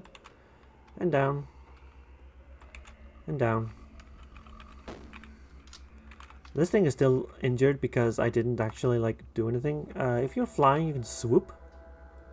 Which is default 6 for me, which is like melee attack and like still be flying. And they can't attack me back. Unfortunately, I just got knocked prone. Oh no. What happens is the mechanical wings aren't perfect. You will fall down sometimes when you're using them. Right. So, that's the downside of them. Like, they're not perfect. And that's what happened to the flattened remains, right? The apprentice, he fell, you know? Yeah. I was wondering, like, you're relying a lot on these things that previously killed someone. Yeah, you can't rely on them perfectly. So anyway, so this is what we came here, like copper wire. And what's this? Ooh, portable beehive. Hell yeah. I'm gonna pick up a portable beehive. A beehive in your pocket? Yes, and what you do is you wear it on your back and it generates honey automatically. Oh, that's fantastic. You just wear a beehive on your back. You literally become a Metal Gear Solid boss. That's amazing. The one thing this thing does is it disables the floating nearby item slot, but like, hey, you now have bees. You cannot use it to shoot bees at people, but you do get +2 dots value, which is one of the highest dots values you can get from wearing something on your back. Because all the bees distract people that are fighting you. You can drink from it. You can like, I'm gonna take it with me. You wear it on your back, which means it conflicts with the mechanical wings. So you can't wear both at once. Right. So if you're in a dungeon, you can switch out your mechanical wings to, you know, the beehive and just be much safer. But until then, right? Until then, I'm just going to keep wearing my wings. And let's just fly on out of here. Like, I could explore this dungeon more, but I don't really care to. Let's go with the world map. There are a bunch of these rust wells around. Here's another one. I'm just gonna go here and just fly down again. Like, my goal here is to find 200 like feet of wire. I have 100 already because 50 were on the apprentice. So I'm just gonna fly over to this thing and swoop at it a bunch.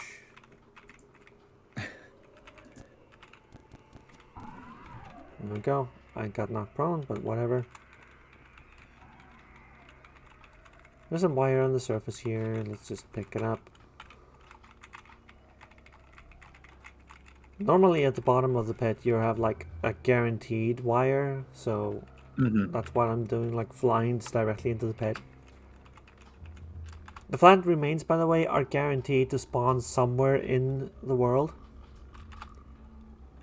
Like permanently, always? Always. They will always spawn. And in fact, I will show you how to find them. Like, this was one of the things I was going to show people. But then our guy just knew, like, Elder Irida just knew where the apprentice had died and hadn't told anyone. Oh, shoot. Okay, so that was... oh, shoot, no. That was a salt hopper. Oh. You remember the thing about the bunnies with the giant swords? Yep. Albino Lex thrust its turgid thorax through the air. This thing is incredibly dangerous. And that's just hanging out down here. Yep. So I'm just gonna fly right the heck out. Oh no, oh no, I'm not flying, hold up. Anything else you can get right off? I don't think you should get any mods. Like, there is a pronoun mod though. You can get a pronoun mod if you want, which lets you select your own pronouns, and then people in the world will refer to you by them. I don't know if it's updated yet, but it does exist. Okay, so I do not like the fact that there is, like, 2 extremely dangerous monsters down there, so I'm just gonna leave. I'm just And there's other wells, right? Yeah, there's one more well, and I can just go there. Like, if I were feeling dangerous, I could just go into these dungeons and explore them. There's some very dangerous enemies in them, so, like, you could do that. It's fine. But because I'm not that super keen on being a warrior, I'm just gonna explore around. I don't see any strands on the surface. It's currently night, but I have night vision, so I can see a little bit around me. This is like the vision area of a torch. Also. Right. A human tried to fight a goat and lost. Do not attempt to fight goats. Having been around goats in my life, yeah, I would not fight a goat. It's a bad idea.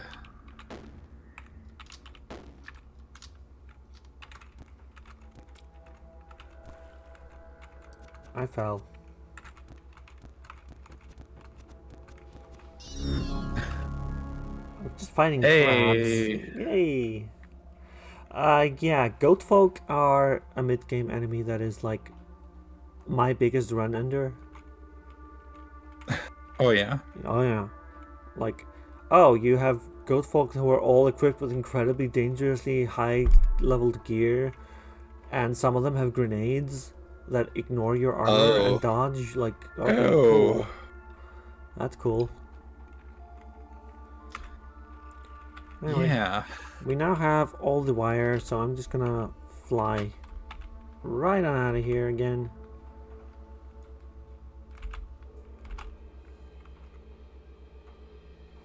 Yeah, the seed pods. I hate those. Like, I feel like the game needs to rebalance explosives. I'm gonna be honest about that, because like they're not fun or interesting. They just sort of bypass everything, and there's really nothing you can do about it except be beefy. I'm not a fan of it. Like, it doesn't feel fun, and it doesn't feel very interactive. And those are 2 very important things to me in like having fun in games. Other than that, though, like, fine design, having this really difficult, dangerous monsters, it's cool. All right, so Yeah, I mean that reminds me of like Bungie talking about the thing with guns and like designing shooters is you want them to be fun to shoot and to be fun to be shot by. mm-hmm. So anyway, Elder Iridat restocked his inventory, and Archive restocked his inventory. Cool. We just know that. That's a really good emote. Jeez. It is. Gra has emotes and I don't. Ugh.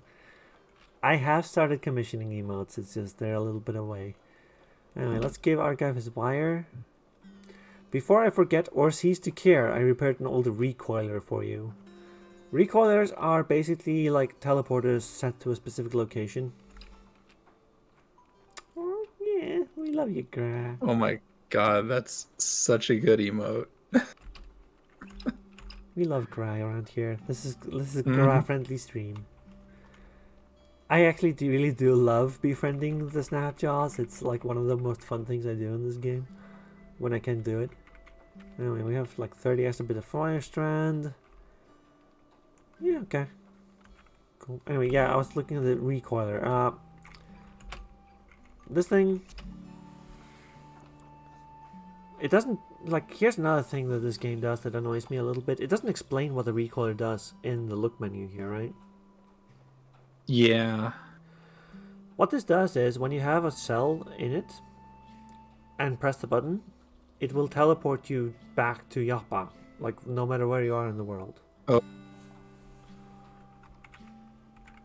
But it doesn't. So that's the other yeah. part of fast travel in this? Yeah, so you can get recoilers for like important locations or like random location recoilers also. Mm-hmm. But yeah, anyway, Argive goes like, haha, they said I was mad, they were all haha, blah blah blah. Anyway, he discovers a signal, a very weird signal. And in most runs, this will be like your reason for coming to CUD. Like, there's a weird signal in CUD that no one knows the source of. Like, what is this thing?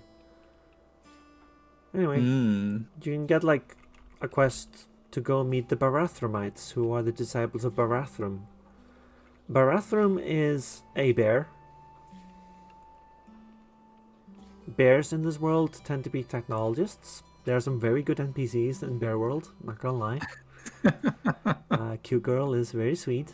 I love Cute Girl a lot. Anyway, who are these Barathrumites? Disciples of Barathrum. Mostly they're Urshib, like their mentor, like albino cave bears. I really wish I knew how to be an albino cave bear in this game. Like, yes, I know the albino part, but what do I take to be a cave bear? I want to be one of them. Like, it's cool. Yeah, cave bears with quills. Those are all mutations you can get, right? You can get cave bear with quills.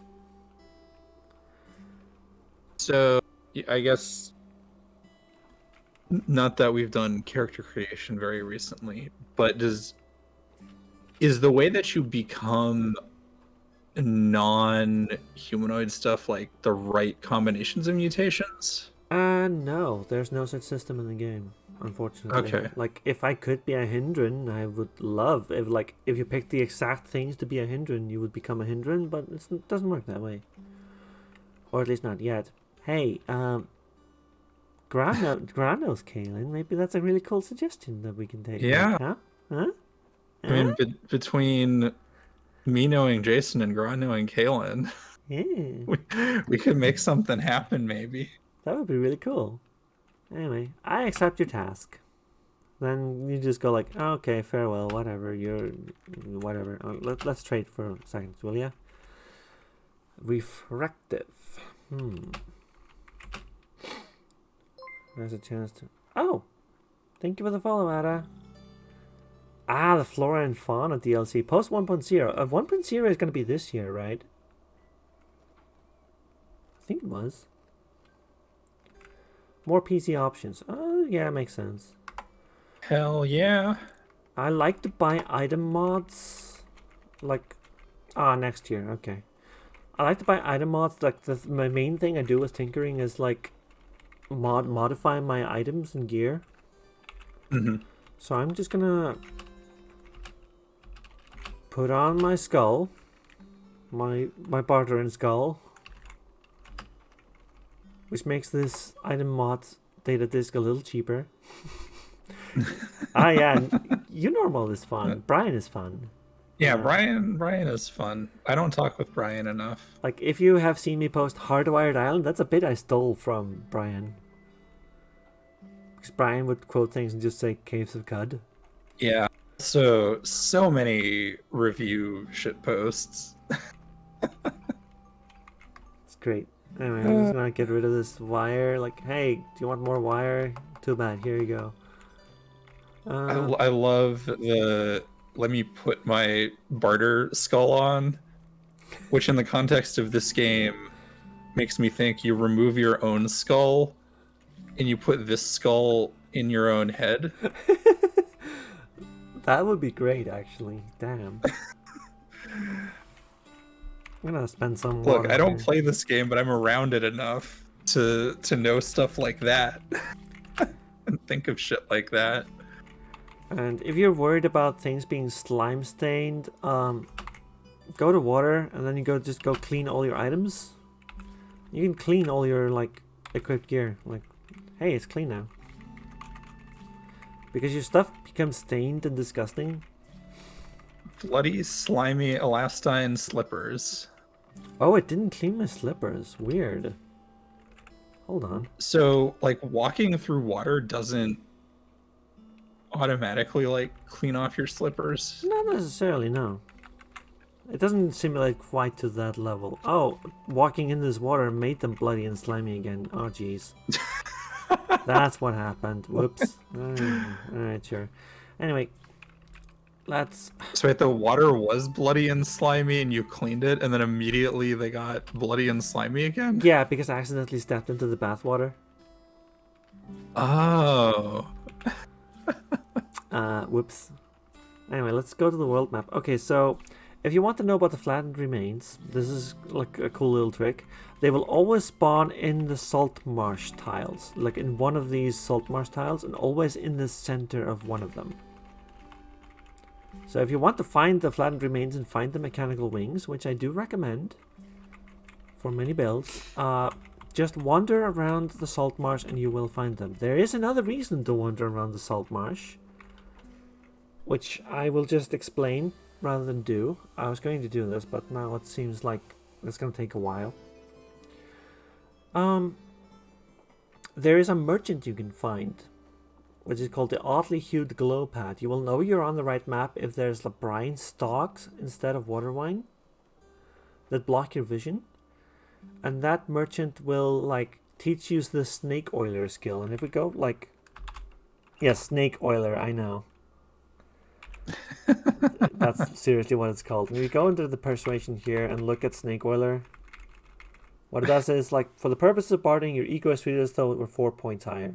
It just makes you a lot better at bartering. Okay. It is very useful. You usually need to know the location of at least one Dromad caravan to like actually learn this skill. But like the merchant also sometimes has rare gear that is worth finding. So you can find like the weirdly glowing glow pad, who is the member of the consortium of FIDA, which, if you look back to like the start of the stream, I mentioned in the reputations that there's like the merchants guild called the consortium of FIDA, which are like plants. Yeah, you can make friends with that guy and he will teach you snake oiler, and like they will just like, you know. I mean, I'm here, so it sure could involve oiling some snakes. Oh, that's not that snakes like oil that much, but that sounds like a privilege for me only. That's true. Well, me and Chucky maybe, yeah. Mm-hmm. Anyway, so now we have a whole world ahead of us, right? And you can get a sense of like, as you play, you can get a sense of which areas are more dangerous and which less. Flower fields and jungle tend to be a little bit more dangerous. Jungle has goat folk. Goat folk are very dangerous. The further like east you go, the more dangerous it becomes. The further down in Cud you go in the caves, the more dangerous the world becomes. For now, our choice is basically like, hey, do we go to Gridgate and talk with like the Barathromites. Maybe make a stop at the Rusted Archway on the way. Or do we go to the 6-day stilt, which is like the other quest we have? We can do that. Yeah, let's do that one. Okay. And since we have like Nagabal here on the way, let's just stop there for like a little bit. Like, Yeah. That's the place. Was that one of the other starting options? No. In fact, let me just like talk about why that is. That's a historical site, which is like the sultans are generated around these historical sites. Okay. Right. Yeah. Now, if you remember back to the beginning of the stream, we found some like lore about a sultan. Yes.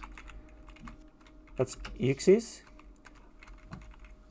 The godless district of Nagabal, where tortoises and robots lived, was the place that like they devastated with a meteor. Mm-hmm. And from that we learned the location of Nagabal eventually. Like one of these things gave us the location of Nagabal. Mm-hmm. And we can go here and be like, oh, this is the historical location of a... Oh, shoot, hold on. That's a Scorpiok. That's basically a scorpion, but more dangerous. Anyway, let me just... Oh, God. I don't want to fight these things. I just wanted to come here because, like, hey, we found this location via the quest system, like the lore system. Let's visit it. We got experience for visiting it, so like, if you go... And there was scary shit there, so we left. Yes. This is very like this is a cut survival strategy. Just leave. If you get in trouble, just leave. This world is huge. You're fine. The CUD museum experience. Yes. We found a cool place that might tell us interesting things. Everyone there hates us and wants us dead. Let's leave. Exactly. If you go down 3 levels in any of these historical sites, you usually get a randomly generated artifact. So, like, that makes it worth it to explore and fight in them. Or, conversely, if you find, like, a lot of their equipment, you can wear a bunch of, like, painted and engraved gear with their history on to show that you're their friend and just, like, walk in there. Oh, that's cool. Like, there's a lot of stuff like that you can do. Desert Canyons. There is a village up here that we also learned the location of. Oh shoot, I just got lost. Whoops. I forgot you could have that happen in this. You can just randomly get lost. I'm just gonna fly, and I cannot enter the world map because I'm lost. This is weird to me. I'm in a wide open plane. I have wings. Why can't I just fly and not become lost? But if you have the wings mutation, you're less likely to become lost and regain your bearings quicker. So, you know, they do sort of. The reason, like right, and the reason it's harder for you to get unlost is because these are just a machine, not like a thing you're used to. Yeah. So they do simulate that a little bit, right? Anyway, let's go to this village. So this is a randomly generated village. Ow! I keep getting knocked prone over these wings. Jeez. This seems to be a pig farming village. Yeah, there's a bunch of pigs. What do you know? Ah, hold on. This isn't a village. This is just like a pig farmer's place. Alright. You can buy raw pig meat. Cool. I thought it was a village. I was getting like all excited about it, but no. It was not a village. Discord just crashed on me. That was exciting. Oh, that's unfortunate. Yep. So... technology. Nothing bad ever happens with technology. Yeah. Oh, hello. We randomly ran across some ruins. Sometimes, like, you can like randomly find things in the world while exploring. You're like, hey, would you like to investigate? Yeah, sure. Why not? Why not? Let's just investigate random ruins we found while walking. Or flying, as the case may be. God, you get knocked prone so often. Yeah, that's the problem with the mechanical wings. You don't want to rely on them. This is Kutsu. I avoided it in the rust wells by just flying. It will grab you and rust your equipment. Also, it's named Kudzu, which is a me level pun right there. Get it? Get it? Anyway, do you need me to like share the game again? No, that was just me crashing. You're fine. Okay, good. Yeah. Anyway, I like finding ruins because hello. I found another ruin from a sticky note pasted on a piece of garbage. Alright. If you have high dots value build fell, you can actually avoid the kutsu a lot easier, so it won't rust your shit. And if you just bring a musket, you can just shoot it.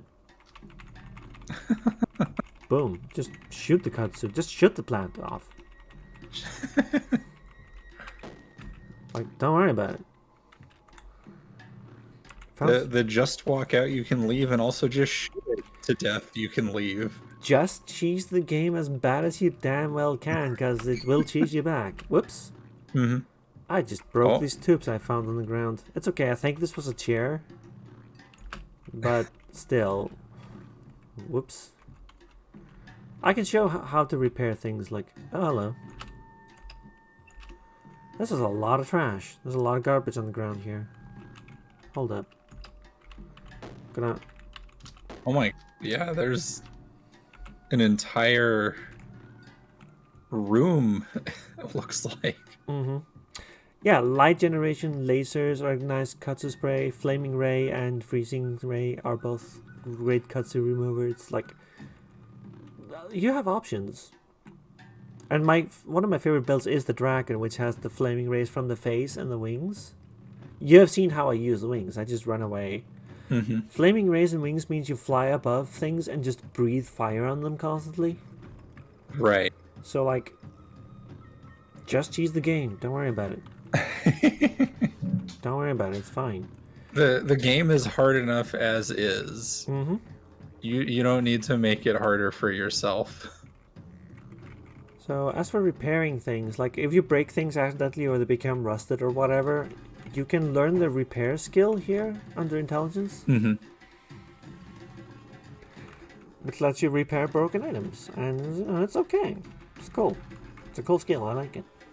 You can also go to any merchant that has the repairing skill and just ask them to repair the item for you for like 5 water or something. Pretty good. Yeah. I rarely learn repair, but like quite often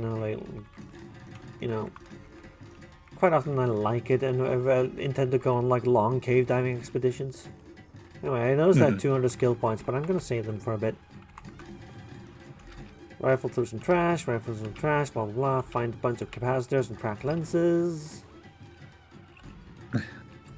All of these things weigh things, like... Yeah, I'm just exploding the trash, just walking over it, it's cool. Yeah, seeing the particle effect pause was pretty funny. Poof. So yeah, that's one of the things that's cool about ruins. You can also find like books in ruins, which is very useful. Anyway, let's keep flying. Now that I know the location of the ruins, I can sell the location to the mechanimists for reputation. Yeah, because knowledge is super important. Anyway, 6 days stilt. If you make it there, you get 1,500 experience. Already worth it by itself, right? Damn. So I just leveled up off of that easily enough. Let's just get regeneration. And do I want photosynthetic skin too? Like what photosynthetic skin does, since you don't need to eat usually, except to like, whatever, is it grants you ingredients for cooking. You get like really good ingredients from photosynthetic skin. So if you level it up, it gives you ingredients? No, like if you it gives you ingredients normally. And then if Uh-huh. you level it up, it gets like, oh, more healing rate if you just are in sunlight, and like extra Okay. quickness. You accrue starch and lignin you can use in ingredients in meals you cook. It's really good. Yeah, that horn solo is an automaton. The weird horn solo in the desert soundtrack. I did not know that. That is incredible. I love it. I love it. That's great. Anyway, we cannot advance regeneration again because we're too low level. So I like to bring it to 5 or 6. You know, it's easy that way. When you are in the 6-day stilt, you can talk to like Sapo here, disciple of the coiled lamb, who is like a historian of Reshep. If you have learned any secrets of Reship, you can share them for XP. And it's like you get 250 for the first one, 500 for your next one, 1,000 for your next one after that, then 2,000, and so on. Oh wow, that's real good. So if you learn the complete history of Reship, that's a lot of experience you can get just talking like and sharing with this person right here. You can like share water with them also. Mm-hmm. Oh, you freaked out a little there, huh? Yeah, I scratched my eyebrow and and the camera didn't like that. Anyway, now now the mechanimists like us. Let's learn first aid from this person. Why not? Ability staunch wounds, which, you know, the thing you're supposed to use bandages for. You can just learn how to do that. I'm gonna go in here. And hey, look at that. There's a shrine to Reship in here. We get an extra piece of information. In our case, we got yeah,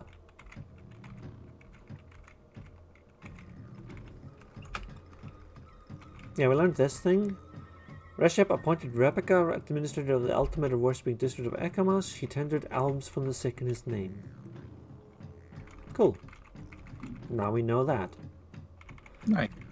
Because we learned a new piece of information, we can talk with this person again. Share that secret we just learned from the shrine they are guarding. So this person doesn't know the thing that shrine is there for? I think the implication is supposed to be that you know the lore, but they give you like more context. But it is funnier to think of it as like, haha, they don't know actually like what is going on. What the hell is this? White ash.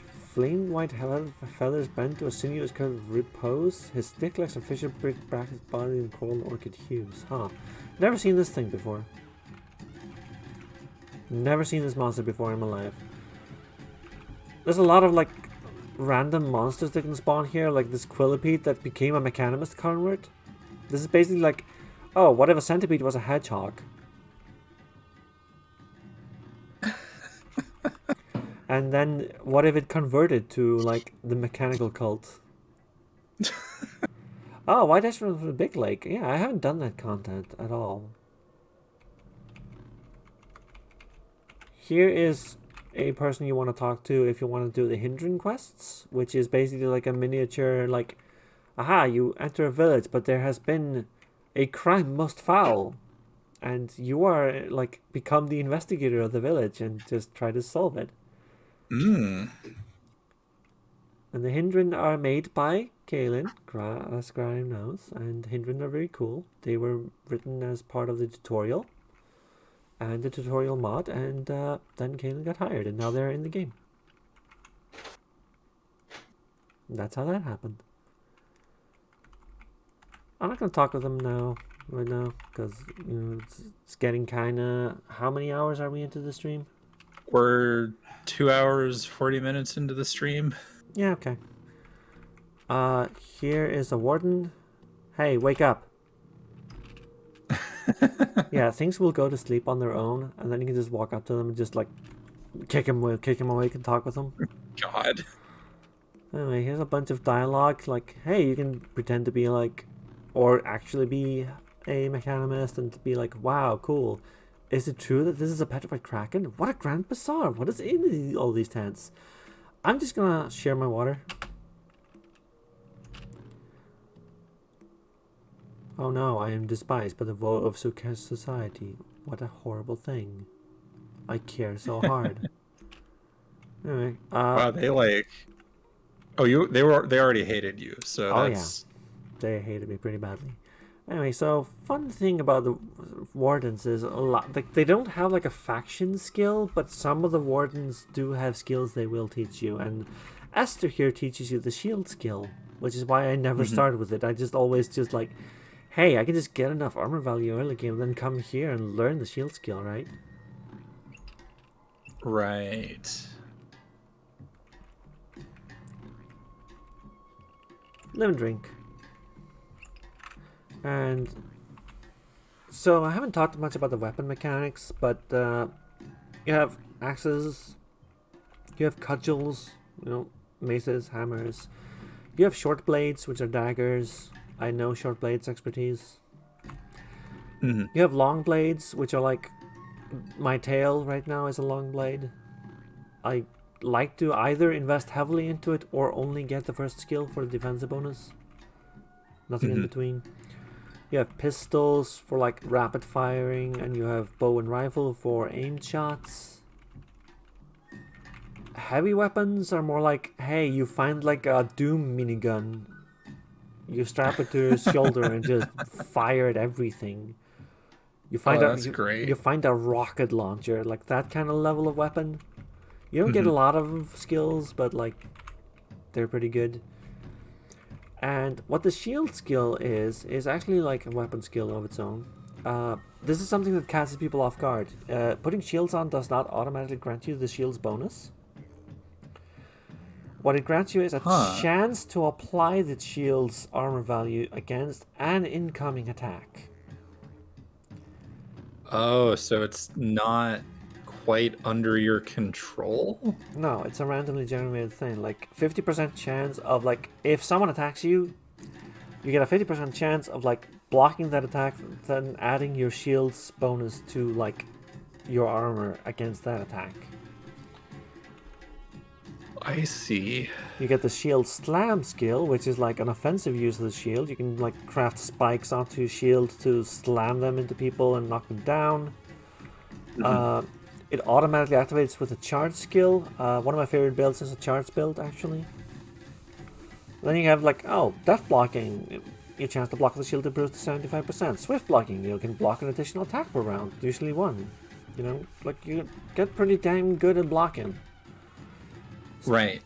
Staggering block. Whenever you block, there's a chance you just stun people. Hell yeah. Which is incredibly strong. This is one of the strongest skills in the game, I feel. Shield wall requires willpower, which like you automatically block all incoming melee attacks for the next 3 rounds. But you can't use it with a buckler. Shields come in 2 types. You can wield them on your arms or in your hand like a weapon. Like, shields are pretty complicated in this game. They're not just like you put them on, you become more armored. There's a legitimate trade-off and choice, and there's a whole skill tree and everything. Like, a lot of the weapons interactions are like this. You need to like read about each one. Yeah, like I haven't played enough of this to like get into most of the skills, and it's surprising to me how like detailed some of it is. Like, I mean, in a sense, I'm not surprised because like that's what this game does, is it has a lot of detail about like how things work just in general. But in terms of like the way combat tends to get modeled like all the time, it's super simple. And like when you see a lot of especially like more mainstream games, it's like the thing just does the thing and there's very little else. Whereas this is like you have to know how to use it, both as the character and as like the person playing the game. You have to actually understand the way the game works. Yes. Because it's not same as like everything else. It does depend, like it does like demand a lot of like attention to detail from you, which is both an upside and a downside. Ooh, something just teleported, huh? Hold up. Warden Esther the self. Oh, Warden Esther spawned with the teleportation thing in this run. Okay. I just decided to teleport. Alright, cool. This game just happens at you. That's how I describe it. It just happens at you and you just react to it. Anyway, so this is the Mechanimus Temple in the 6-day stilt. So, like, here's Sheba Hagarias, who is mentioned in the tutorial book. She is very cool. She, like, you can talk with her, like, she's a librarian. Have you come across any books or scrolls in your travels? Do you care to donate one of the Cathedral Library? Whenever you return, you may speak to me and read anything you donate. And you can ask them, like, what use is a library in the Salt Den or in the marshes strangled by wild plants and poisoned in the glow? Wouldn't the stash of wine reapers serve us better? And then you go, like, pretty good explanation. Like, you share the pessimism of my kin and several other priests as well. Like, to devalue wisdom is to devalue the Casa Passions. She shines the void, refracting light, illuminating those around her. So does the written wisdom of our elders. Basically, knowledge. Books are full of knowledge. Knowledge is useful. Right. Do not, like, the machinery of chromium is complex in its divinity. Don't we do a disservice to our fathers when we remain ignorant of it? Like, that's technically heresy in your religion, but that's a pretty good explanation. You can donate books that you find. Books are very valuable, like, trade goods. But, like, you can donate them directly for XP here. So, for example, the Cut Survival Guide gives you 225. Okay. I think just donate all your books if you like. You can level up pretty hard. Like, I've donated a book up to like 700 plus XP per book. Oh, wow. You can gain donating to your local library is important. Yeah, exactly. This is the Pope, High Priest of the Stilt. His Holiness Eshelstad II, High Priest of the Stilt and Voice of Shekinah. Pay homage, let Seeker make an offering at the well. Nah, I want to do the water ritual with you. Yeah, books give you even more XP in Wonder Mode. Yeah, I did not know that. Because I have not played Wonder Mode. Like, okay. Just a bunch of people dislike this High Priest, but I get a bunch of reputation. I'm gonna show you, like, where a bunch of ruins are. Which you can do twice. And now my reputation with the Mechanimus is 500. There is a quest later in the game where having good rep with the Mechanimus is a very good idea, because otherwise they are pretty hostile to you. Ew. So if you prepare this early game and come here to this, like, merchant bazaar in the desert and exchange water with this high priest, they are less likely to attack you when you enter that dungeon. I see. You can also just spend it all to learn how to proselytize the people, but, you know. Whatever. Live and drink. Do you have anything? Nah. Bye. Some statues here. The Pope, not really one for bartering. And then there is... What are you? Oh, you're a gem cutter. What are you doing here, gem cutter? Let's talk with him. You could, like, sell trade goods, like gems. Like, gems are very good. You can turn, like... Water is currency in this game, but it's very heavy. So you can trade water into gems, which are very, very valuable, but are also not heavy. Right. You can get figurines and such. It's, like, very good. It's a good idea. And then there is the Sacred Well. Sphinx scenes of post-edification glamour are arrayed in gold and sunken relief around the lip of the black marble fount. The tracery of its bright veins spikes to the eye, but down well recedes into the starless depths. You can interact with this and throw your shit in there, like technological stuff, for little bits of reputation. I'm gonna throw these broken tubes into there. Throw some strange tube down the Sacred Well. I gained 1 reputation. Yay. They slightly appreciate you disposing of your junk. Yes. It's technically technology, therefore it's fine, but but they were not impressed. Not impressed at all. There are bits you can throw in there for like hundreds of reputation. I've never done that. There's an achievement for it, and I just have not. The other reason to come to the 6-day stilt is that there's a lot of merchants. Here's a here's a pilgrim, doesn't do anything. But like, you go here and you're like, mint, smoke, and wine. This is like a tavern, which... Oh, someone converted a crocodile to the religion. Okay, sure. Alright, whatever, I don't ask questions. Technologist crocodile. Why not? Here's an apothecary. Let's shake them awake.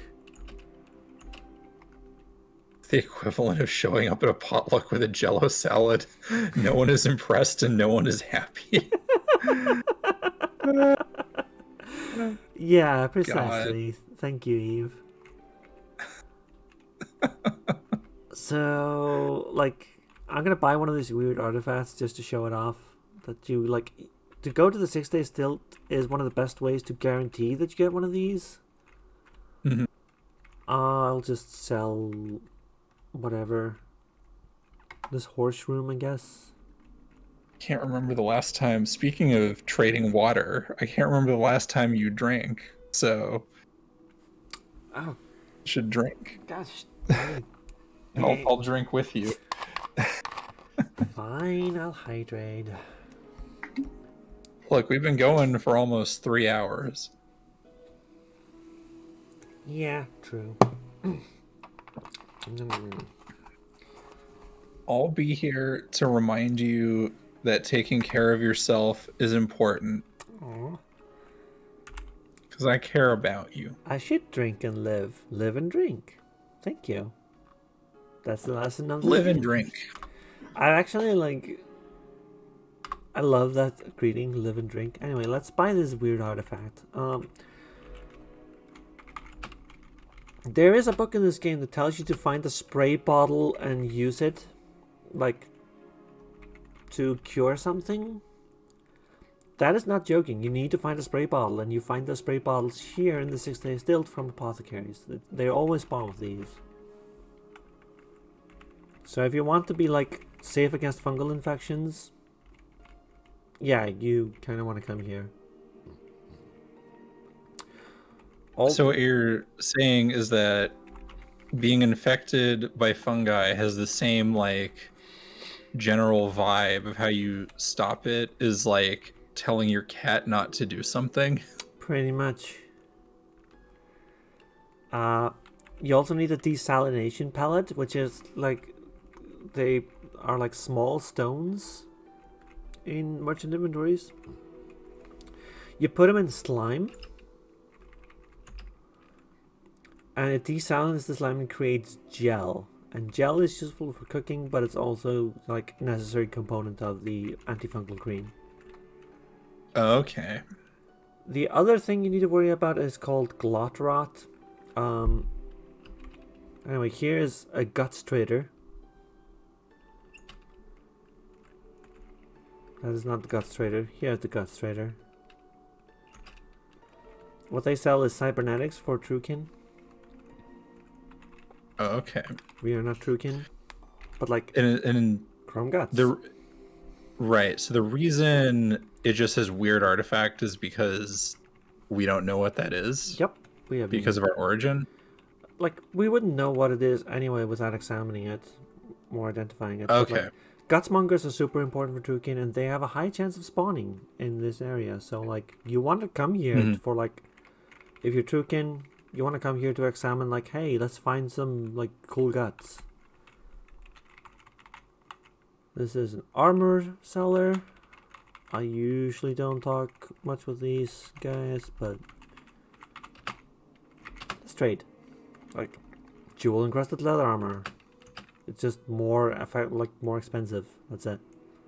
Water barons love it. Like, fucking merchants love that shit. Like this Yeah. ostentatious display of wealth.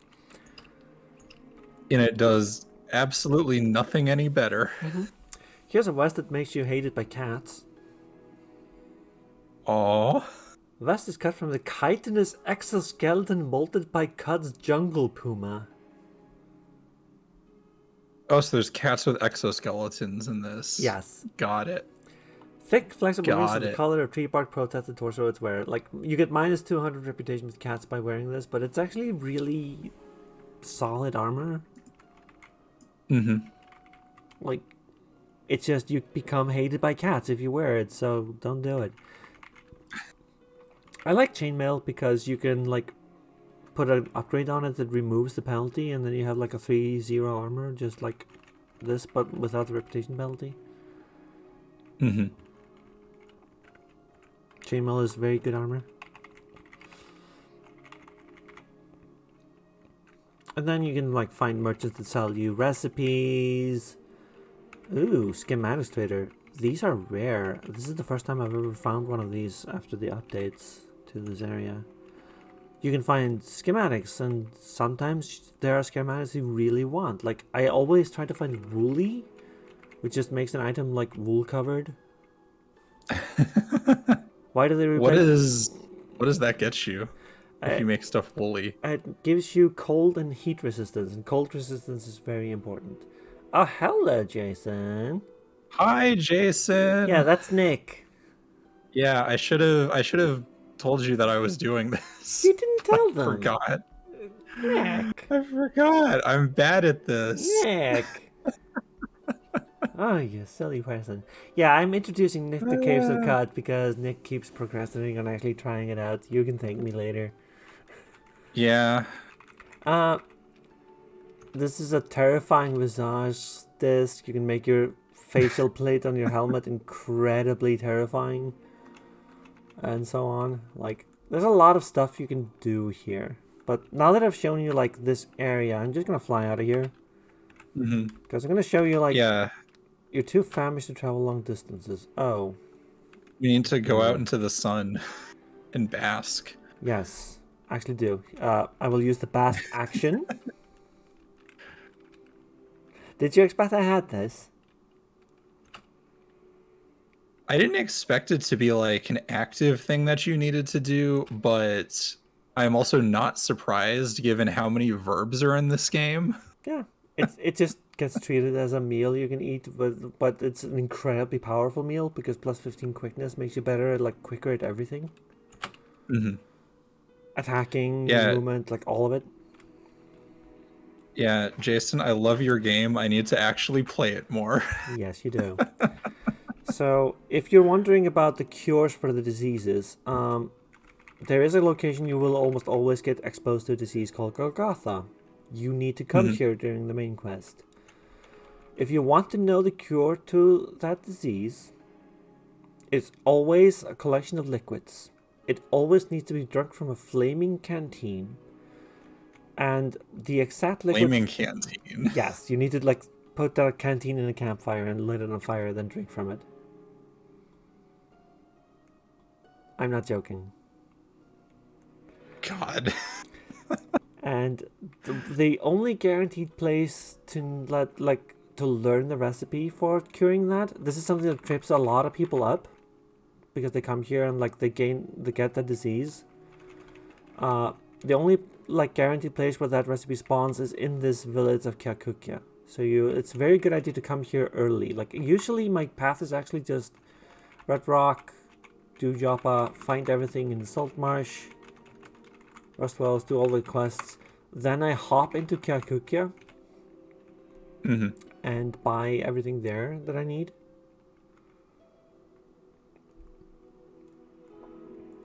Oh, and you have a thing that improves your reputation with the baboons, right? With the baboons, yes, but these are apes. That's different. Oh, right. Granularity. Yes, there's the name of the game. There's baboons, and then there's the ape god, which is a completely different thing. Oh yeah, like a lot of people like. I do like Glottrot. It's fun. What it does is This is spoilers, but like I've been spoiling a ton of stuff already. If you contract glot rot, your tongue rots out and you can't talk with people anymore properly. Oh wow.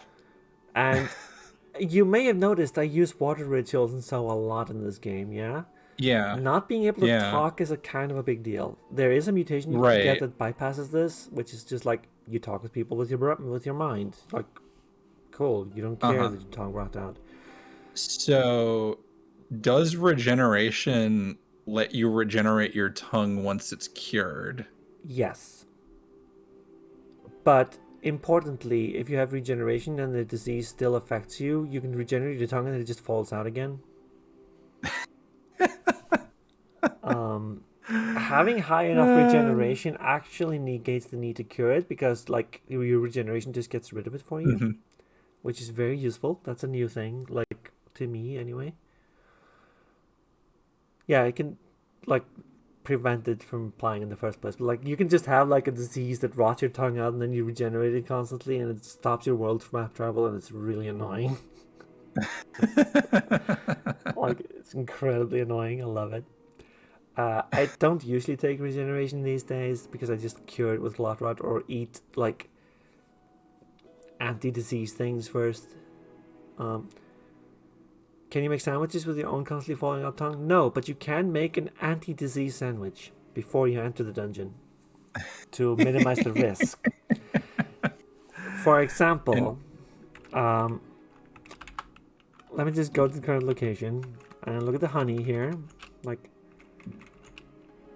you know, whatever. I'm gonna drink the honey. Cool. If you have honey and yuckweed, which is like a cooking ingredient, those two things can, when eaten, increase your resistance against glot rot or disease in general. So you can just gorge yourself on honey and a bunch of yuckweed before you enter the dungeon and hope not to catch the disease. uh that's great. This is a really fun game. There's a lot of different approaches to weird problems Yeah. in it. Like this is a No, I problem. mean, yeah. No, the thing of like there are 15 solutions for this one problem. I love stuff like that. Yeah, Great. and like Glottrot is interesting. A lot of people hate it. I don't know why. Like only 2% of people on Steam have ever cured it. Apparently, like there's some weird thing going on with the achievement there. Do people just like treat it as an end of the run basically? Like they'll contract it and then they'll just go die because they don't want to deal with it? I don't know, honestly. Like I could believe it, but like it really is not that big of a deal. If you just collect liquids from the start of the game, you find this book and you go like, okay, so I need these 3 liquids. I have a canteen in my inventory already because like one of those people that brings a canteen to cut, which is a good idea. And yeah, a lot of people just don't experience a lot of it plainly Yeah. because like this game is really obtuse sometimes. I mean, it's a huge game Mm-hmm. for how tiny the install is, and it kills you a lot. Yep.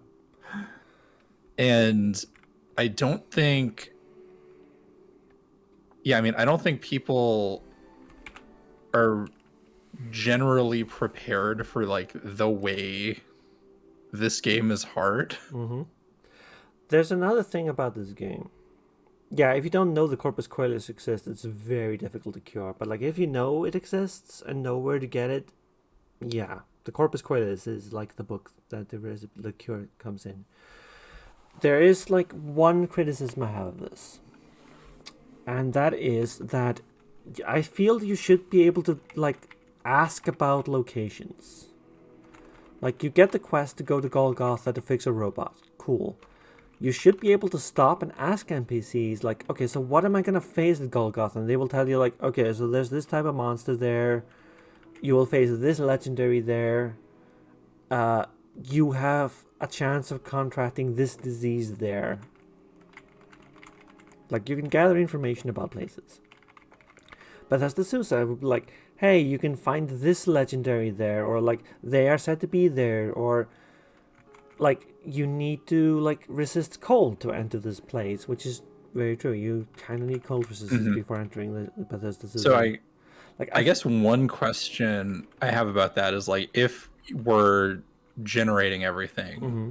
because that's what we're doing, how difficult is setting up like the character knowledge for that? That's more of like a Jason question.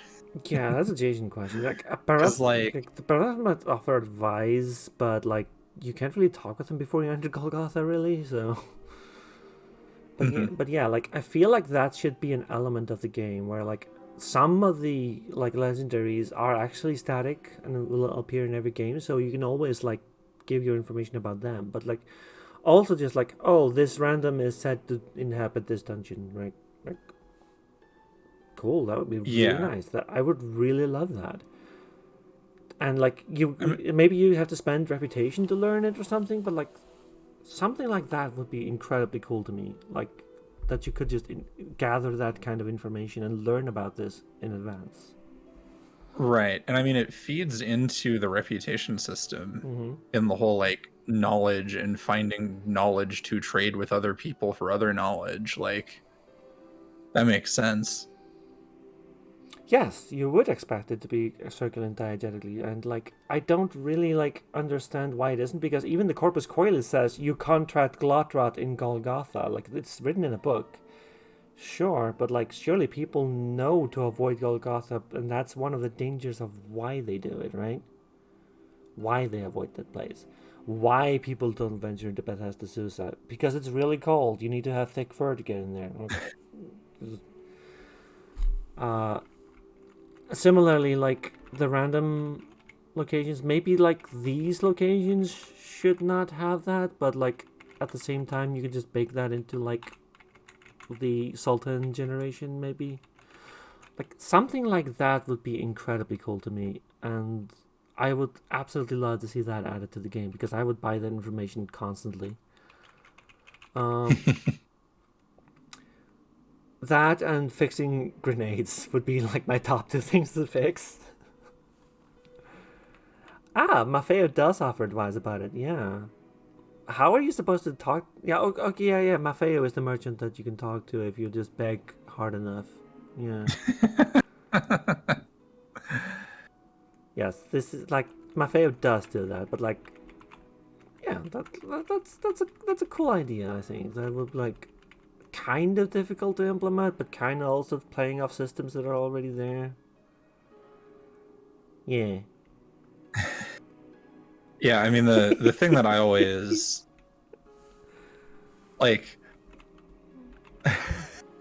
knowing some of the like complexity underlying how the game works, it's like I very much understand why that's not a thing right now. Mm-hmm. Yeah. Like It'd be very nice though, it'd be very um, nice. because It's a curricle to the sore throat. Oh, that's great. wow. Wow. That's fantastic. So I'm gonna save and quit right Uh, here because like we've gone pretty far. Now I'm gonna do something I've never done before. Uh, oh, is it Wander mode? I have never used Wonder Mode, and I decided to use this stream to like try it out. What I find Hell yeah. what I find so cool about Wonder Mode is that part of the way it works is just straight up like it makes creature neutral via the reputation system. It changes the setting of the world by just adjusting the numbers a little bit of like what they mean. Mhm. So in this version of CUD is not as hostile a place. Like yeah, it's still transactional and so on, but it's not as hostile. And that's just like put through the game mechanics themselves, and like it comes across very naturally. Mhm. And I really love No, that. yeah, and I mean that's something you do get for having systems that have a lot of knobs on them anyways, is like suddenly you can just turn the knobs to get different effects and different like ways of going about making the world feel Mm-hmm. versus having to like do something from scratch. So now we are going to be in Wonder Mode. So let's be a scholar. Like, let's be peaceful. Oh yeah, time to be a grad student. Yeah, there you go. Relatable to me. It's the Nick one. Uh, And since we're a scholar, let's just take like, I don't know, psychometry is cool because it's just about like learning the histories of objects. Uh, I'm still giggling at sore throat. Jeez, that's so good. Let's learn light. that was really good. Let's learn light manipulation because it's just like a wandering light source. It's cool. Mm-hmm. Um,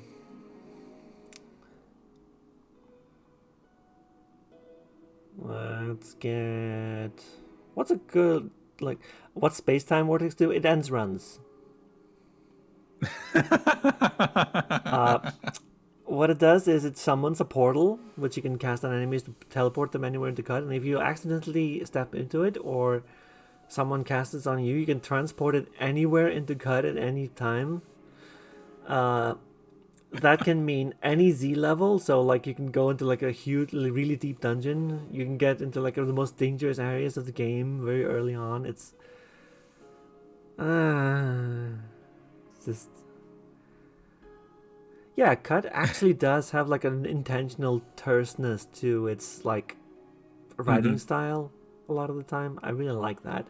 Yeah, no, and I mean, one of the tricks of like system design for like anything that has more surface level stuff on it is getting that surface level text, getting all of those other things to complement what's going on rather than fight it. Yeah. And yeah, being like generally terse Periaps says no. helps. We actually did not die. I was going to do this when we died, but like I just never ended up dying. Too good. Too good at this video game. I've gotten too good at surviving the early game. I usually die around Uh-huh. either the Goat Folk or Bethesda Sousa though, so I'm not that good at this. Mm-hmm. So here's a fun combo if you want to end all your runs immediately. You take the space-time vortex. May enter the vortex to teleport a random location, got like anywhere.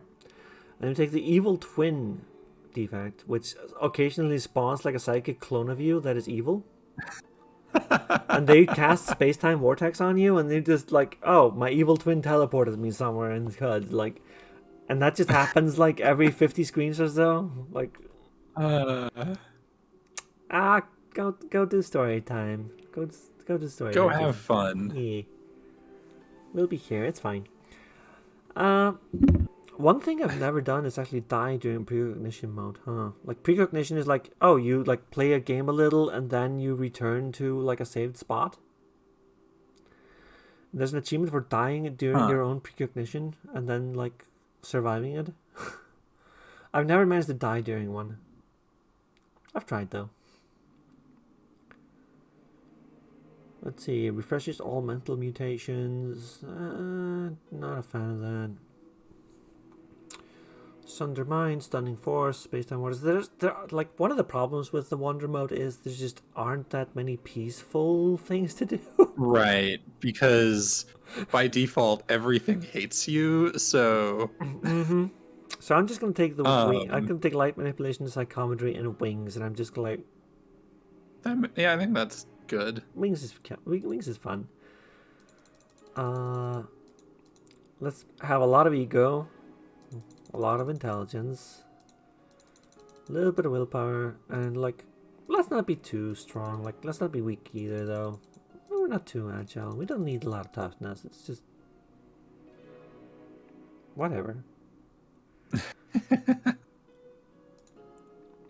Let's just be like a winged scholar who flies to cut and like tries to learn everything, you know? Yeah, it sounds nice and chill. And what do we name our winged scholar? Because again, our snake didn't die. I failed to die. I was Broomstick the snake didn't die. Was not crushed under somebody's boot. Let's see, winged scholar. Like, Cutie, yeah, okay, that was the other name we didn't use. This is Cutie.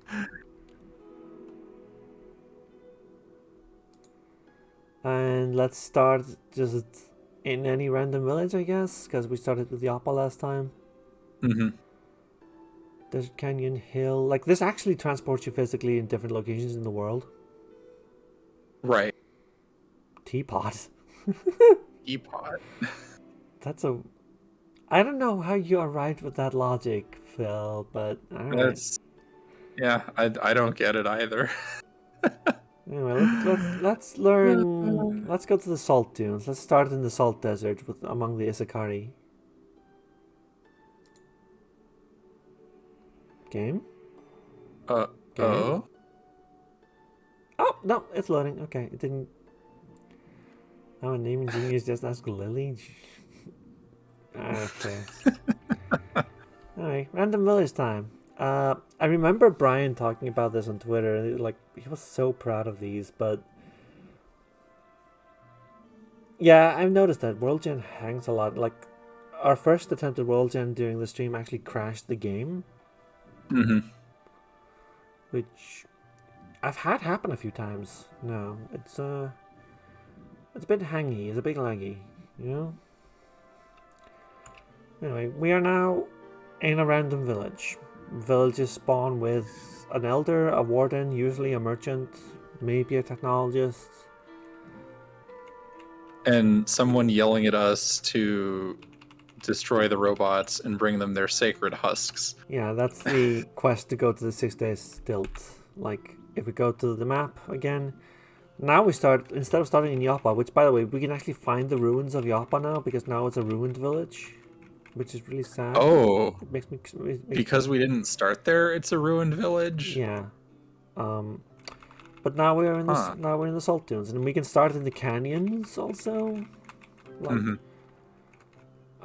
like there's like different locations. Like everything else that spawns in the world also still spawns in the salt marsh. So the weird glow pad, and yeah, it's abandoned. It's abandoned now. And the remains, actually, like the flattened remains, are still in the game, which is weird to me.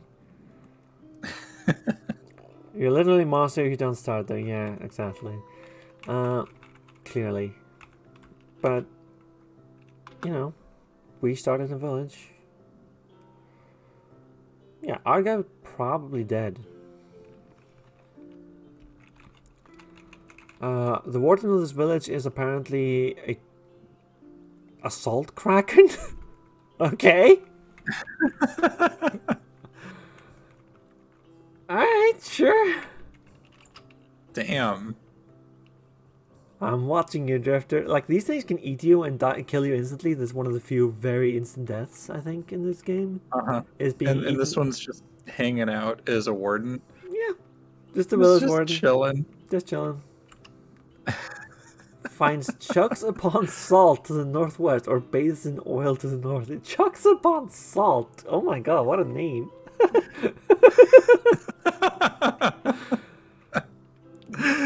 So good. Well, do not fuck with the village. Yeah, that sounds like don't fuck with anything around here. You know what? I'm gonna share my water with the salt kraken and become its friend. Because I can't think of a better thing to do. Like, cool. I'm now friends with this salt kraken who has nothing to trade, alas. Aww. Who are you? You are the village apothecary. Why are you just wandering around? That's weird. Are there buildings here? Yes, this is a village. Like, we started in a village, and this is just, you know. Right. Raider cameras. Oh, they're just, like, not in view. Okay. Yeah, they're, like, a little bit of sides here. Like, these are tents. Like, this is an Isakari, like, thing. Or Isakari, I guess. I always pronounce everything with emphasis on the first syllable because I'm Icelandic. If you really want to hear my Icelandic accent, you know, you can always just ask for that. You see?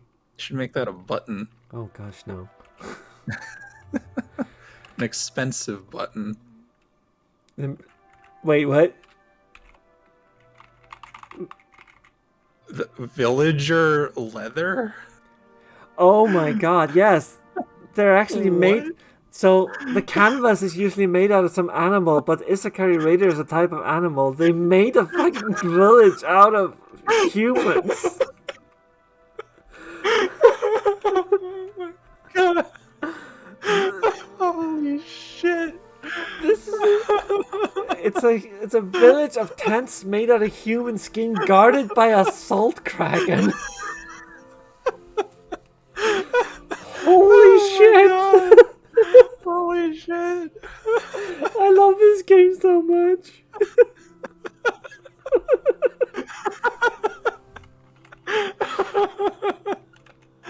Oh my god. Holy shit. We found the one Rimworld colony in CUD. Holy crap. Oh my god. Ah, This game. everything about this is incredible and I love it. I want to read about the village history of this village. Like, where's the village history banner? Hold up. Oh, desecrated statue. Oh no. There's a desecrated statue of an aloe plant here. Like, what the hell? No. Who came in here and was ballsy enough to desecrate their statue? I assumed the person's dead now, given. given. I want to meet this person. I want to meet whoever did this. Holy crap. Legend. Absolute legend. Hi, I'm looking for work. We get like randomized quests from these. Oh, they. Oh Like the god. whole. Oh no, that's why they're tense now. God. By the blessed miniature glacier friend, hark. Alright, sure. I have a secret idea I'm putting into place. Need someone to go to the lair of Pashu Jotikana, legendary mechanics pilgrim, and sleep in the Fastinki Klein there. That's a bed. You just. This person is asking us to go to a location to sleep in someone's bed. They refuse to tell us why. And literally just like sleep in a bed. Not a euphemism for something. No, you literally find a bed and you press space and you interact with it and you go to sleep. That's what it wants to just do. It might make everyone there angry, it might not, I don't know yet. So apparently this village also makes wine, which is like cool. Make wine out of the blood of your enemies. Gas. Are we sure it's wine? I mean, I trust the cursor. The cursor doesn't lie. The cursor also told us this is a human leather tent, alright? I can't believe that one. Ape fur gloves, yeah, sure. I do like the Isakari banner as like a back piece. It's one of the best early back pieces because it gives you plus 200 reputation with these guys. Mm-hmm. And The people who made the human tents. Yes, you clearly do not want to mess with them. I'm starting to think that these banners are made out of them also now. Like, what the hell? I am good job, game. You don't fuck with these chuckles, you know. It's... What is their favorite food? Nettle rubbed fire roasted porridge. Okay, that's an incredibly benign favorite food for a village like this. Yeah, really. They seem chill. Yeah. Sure. Aside from the human tent stuff. Ah, the village tinker. Hello.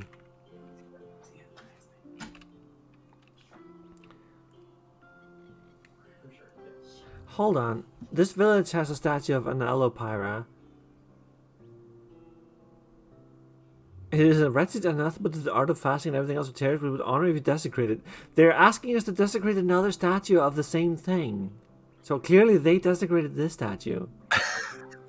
The people living here desecrated this statue. So what that's like is they moved here, they found this statue, hated it, desecrated it, and now have like a vendetta against this person. A vendetta against other statues like this. This one just happens to be in the lair of a legendary dragonfly.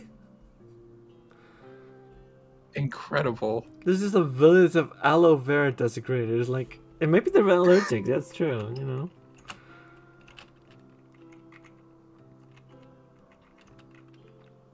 Anyway, this person sells tech prints. Oh, Vuli, that's a good one. Because we are peaceful, none of this is attacking us or anything, but this is the most bizarre and violent peaceful thing I've ever seen. I love that's the first time you play on Wander mode is we go to this village where they've made human tents. Like, yeah, like, hey, what an introduction. This is the peaceful mode of like this game. This is a village guarded by a salt crack and made out of human leather. Like, okay. Yes, it is still surprisingly brutal, but like. Alright, let's share our water with this person, shall we? Oh wow, we gained a level already? Okay, so now we're hated by trees because we shared our water with this person. What did you do? Well, this is the mayor of the village where they desecrate aloe statues. Mm-hmm. You know what? Let me just take a look at you. Like, what did you do? Like, how much XP did I gain from that? 110 just for sharing my water. Neat. Oh, wow. I did not realize that was that much. Anyway, let's look at the, like, Mayor cries in the sun. Yeah, I do that too. I don't like the sun. Yeah, sun's bad. Hated by trees for disparaging a famous poet. Oh, that must be William Shakespeare. Which you're thinking I made that up, right? Uh-huh. I did not. Dang. Well, Shakespeare is a poet in this game. So apparently this mayor probably disparaged Shakespeare. Willow Shakespeare, yes, thank you. It's Willow. Sorry. So apparently this mayor disparaged the name of Willow Shakespeare and the trees hate them forever.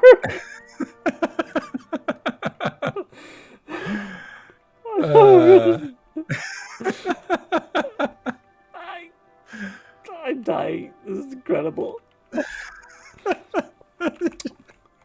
Look at the reputation screen. Ah, yeah. Okay, so you remember how I started with like a minus reputation with a bunch of factions last time? Yeah, no, I have barely any negatives. More.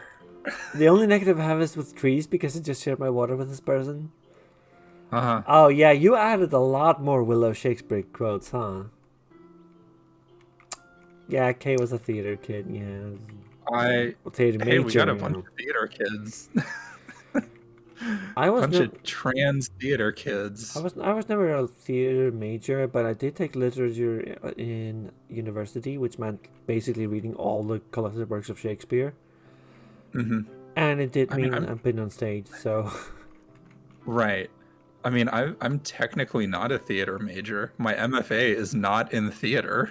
You have literally written plays that have been performed. I'm just saying, like, you don't need a theater major to be a theater kid, Freya. It says, like, you have been on stage and, like, been in movies and stuff. Get a lot of Nick. Anyway. What? So, what did we learn from them anyway? Like, a fasting way. I know it's a thing. It's in wayfaring, yeah, right? No? No? No? Self-discipline, that's it. So hunger and thirst, 1/2 the normal rate, like, and meals last twice as long. Kate's blushing. Oh. Yeah, this is just we love K stream now. Anyway. Yeah, so here's the lair of the Mechanim's Pilgrim whose bed we're supposed to sleep in, and here is the giant dragonfly whose statue we're supposed to desecrate. I feel like Hey, they're right next to each other. It's great. I feel like these quests are weirdly aggro, but in like the most passive aggro way possible.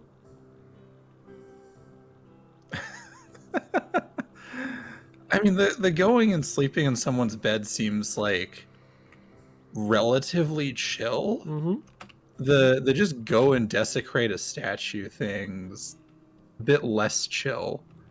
Oh, I got 140 XP for discovering ruins and 140 XP for entering them, huh? Okay, that's cool.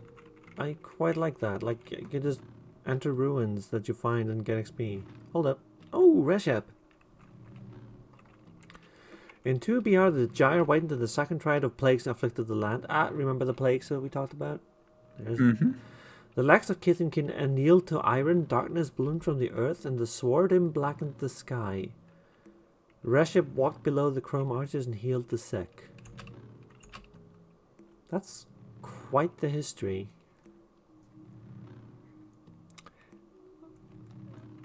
Yeah, the reef is out now, I think, yeah. So, now's the time. Oh, shoot. Oh god, what was that? That was, in fact, something that attacked me. Oh, wow. I died in the peaceful run immediately. That is incredible. I got attacked during the peaceful run by a Dawnlighter that breathed fire on me, and I died immediately. Could someone please... Wow. Could someone explain to me how this thing attacked me immediately during Wonder Mode? Like, what happened here? Still aggressive, huh? Yeah. Alright. Neat. That was my first ever experience of Wonder Mode. Like, every single... I love that you got like 3 hours into like a normal mode playthrough. Almost died like once, but like you didn't actually die. What was this, like 30 minutes into a Wonder Mode playthrough, immediately die? After mostly laughing at how incredibly brutal the starting village was. Yeah.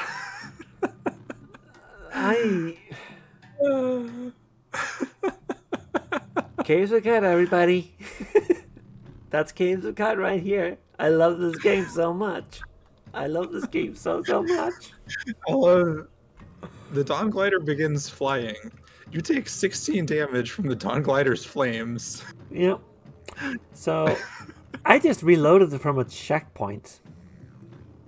Because this Wonder Mode has checkpoints. And this is weird to me because I was going to remake the character and then like, oh, hey, you can reload from a checkpoint. Mm-hmm. That's right.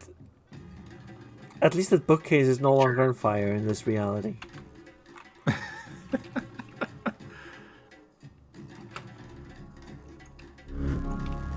Wow, I just leveled up twice, moving into a village. Cool. Dang. Oh, here's a thing I didn't talk about earlier. So fun thing about mental mutations, you see how they are like labeled as 3 instead of 1? Right. And green? Yeah. Mental mutations are improved by your eco score. So you can have a go wide strategy with mental mutations where you have like a huge eco score. And then just get all the mental mutations. Okay, because they're like significantly buffed. Yes. Just by default. The downside is you start like becoming like a psychic beacon in like some other realm, and psychic crows start hunting you down. Oh, okay. I see. Yeah. Yeah, that's the downside. It's basically the downside that like psychers have in Warhammer, which is like the worst possible way I can describe this, but there it is. Like, Yeah, you can have a giant brain, and then crows hate you for having a giant brain. It's invading their territory. Precisely. Anyway, I'm gonna learn a bunch of wings here, because wings is cool. You can collect mutation points. One of the things you can do in this game is be an Esper, which means you only get mental mutations. And then you can like gather mutation points and buy random mutations when you have 4 of them. Oh, that's cool. Yeah. And you don't get the advanced level like stuff, but you do get like only mental mutation. And then you can like get a selection of 3 mental mutations you can pick from and just buy a random one. It's cool. I like it. Yeah. Oh yeah. Everything in the world hates everything else in the world. So if you walk through it in wonder mode, everything is fighting each other. That's right. Anyway, here's a novice of the Sightless Way. The Sightless Way being like, you know, psychic stuff. This Hmm. person is doing mental battle with this random Naphtali forager. You can see there, like the description is locked in psychic battle. Uh-huh. If you die from this psychic battle, your skull explodes. Only 1% of people have died that way on Steam. I am one of them. Oh, nice. Because Congrats. I had like 5 hit points and one of them started like doing that to me like off screen basically and just I died. Hey buddy. Oh, you just killed someone. Let's trade. Yeah. If you get very powerful, these guys start hating you. Like mentally powerful. So, you know, gotta balance that stuff.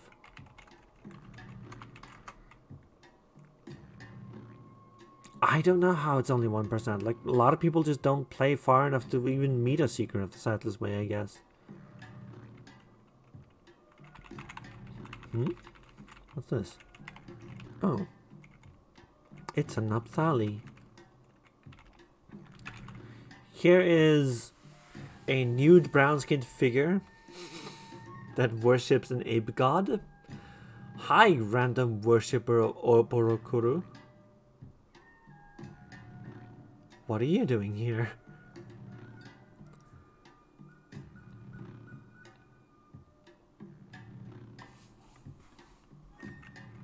Cool. Garnach. Not the guys about this description? Oh, you don't like the fact that they're nude? Or what? Like, there's a lot going on here. Just nude and brown skinned? Like, not a. I don't know. That seems like a legacy description. There's a lot of legacy Hmm. stuff in this game. It is almost a decade old. Or more. Anyway, we're supposed to find a bed here, I think, right? Yeah, that's not a great one. Hey, that's what these streams are for, right? Finding stuff and like improving on it and chatting. As like I've helped tiny devs like fix bugs on my streams. Yeah, like that's one of the fun parts of it. Like, oh yeah, we're supposed to find a bed somewhere in this general area. It might be. Wow, there's a lot going on, huh? Everyone's killing each other. So here's a rifle. Um, yeah, no, that's not a cool description. Uh, we have psychometry, which means we can read early history of this rifle. Like, oh, you learn how to build Istigar rifles. Hmm. So if you're a technologist build and like want to learn absolutely everything, one of the things you can do is get this mutation here and use it to learn, well, every single damn piece of tech you come across. You can just touch it and learn how it was made. That's one of the cool uses of psychometry.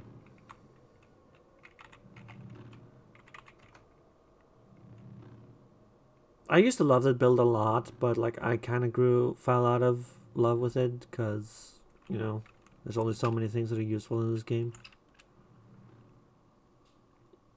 Thank you, Gra. Like, I know y'all are cool. Don't worry about it. Yeah. Y'all are very cool. And Like the fact that the stream maybe helped fix something that was bad. Mhm. Already worth it, like completely. Hell yeah. A woolly umber frock. Okay, sure. Let's wear that. Why not? Let's wear a wool frock that we just found in some ruin. Uh, Yeah, psychometry is cool. I really like it. It's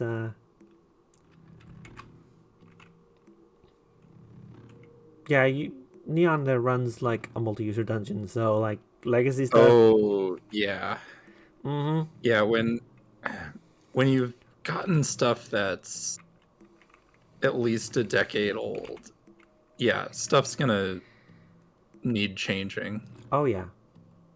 And especially on like Hey, you. stuff with huge amounts of text and everything, like Mm-hmm. it's just a as it comes up thing. Speaking of Mopango, since Gra mentioned them there, here's the Mopango. What do you know? Just they came up. Hey, I'm gonna share my water with this person and become loved by the Mopango. I am not favored by the Mopango. Yay! hell yeah. Y'all can explain what the Mopango are in chat if you like. Yeah, Goatfolk Bully is much better. Like, it used to be Goatfolk Mhm. Savage, it's true, and I was just like, I don't know about that one, but now it's Goatfolk Bully, and it's just like, okay, yeah. Yeah. They're Albino. albino pangolins. Oh my god. That's fantastic. Who talk like Quakers. Oh, that's so good. I'm just gonna say, like, when Cade joined the team on this game, everything got so much better. Like, in so many fun ways. And yes, they can read the pasts of machine souls, meaning they have psychometry. Oh, Yeah, Brian did a good job recognizing your work, okay? Alright? And you did a yeah. fantastic job in turn. Like, y'all did good. Anyway, those people are gonna go fight, I guess. Psychometry also lets you automatically identify artifacts, which is really cool. A Hulkani injector. Yeah, okay. So we found some salves and such like syringes last time, right? Mhm. Here's one of the weirder things you can find. This is Hulk Honey. You inject it in yourself. +6 strength, +2 temporary hit points per level. Okay. Less move speed. You cannot feel pain. You are immune to fear. Suffer 1% of maximum hit points and damage each round. And like you just inject this in yourself and buff up. Nice. It's Hulk honey. It's honey that you inject in yourself to become the Hulk. Congrats. You did it. You're the Hulk now.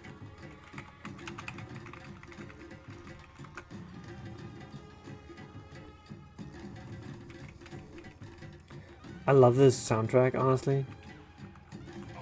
There's the automaton, like, brass right there. Uh-huh. Yeah. You just see like an automaton going. Yep. Well, you all can. I can't. But, you know.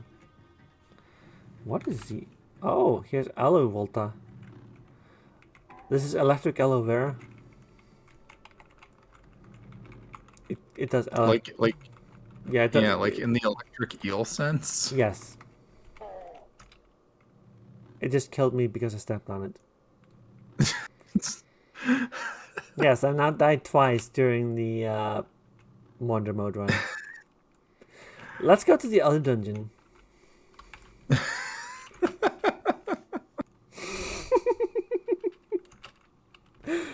I am loving this so much already. Oh my goodness. Oh wow. This is so good. Here's a bunch of butterflies that spit light at you. I hate these things. So Gra, I should try and catch you streaming more. Yes, you should. I lurk sometimes in your streams, Gra. It's great. Um, Yeah, so these are glow mods. I hate these, specifically because they have a ranged attack, which does not have a sound effect. So normally when I hear like, I stop and just like, oh, whoa, what shot at me? I hear, and I go like, oh, whoa, a pig just thrown a slug at me. Or a seed spinning vine did it. These guys don't make a sound. And I don't like it. Like, you can see they're firing stuff now, but like, they don't make a sound. It's completely quiet. Mm-hmm. And it catches me off guard, and I don't like it. I kind of hate it. They can appear in the underground tunnels near Joppa, which is like usually where I first encounter them. And it's not pleasant. I don't know if they're going to get a sound or if being silent is like a feature, but really don't like them. Freaking butterflies think they're so cool just because they're pretty.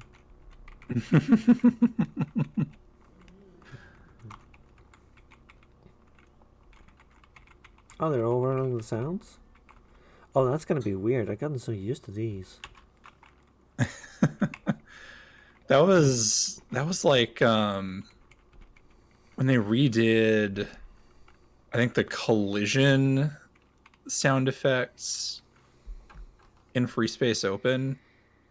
It was the collision and the destruction sound effects. When those got overhauled in Free Space Open, that was the weirdest moment for me. Yeah, wow, I can imagine. Because I got so used to the like ceramic sounding thing when like a ship explodes. Mm-hmm.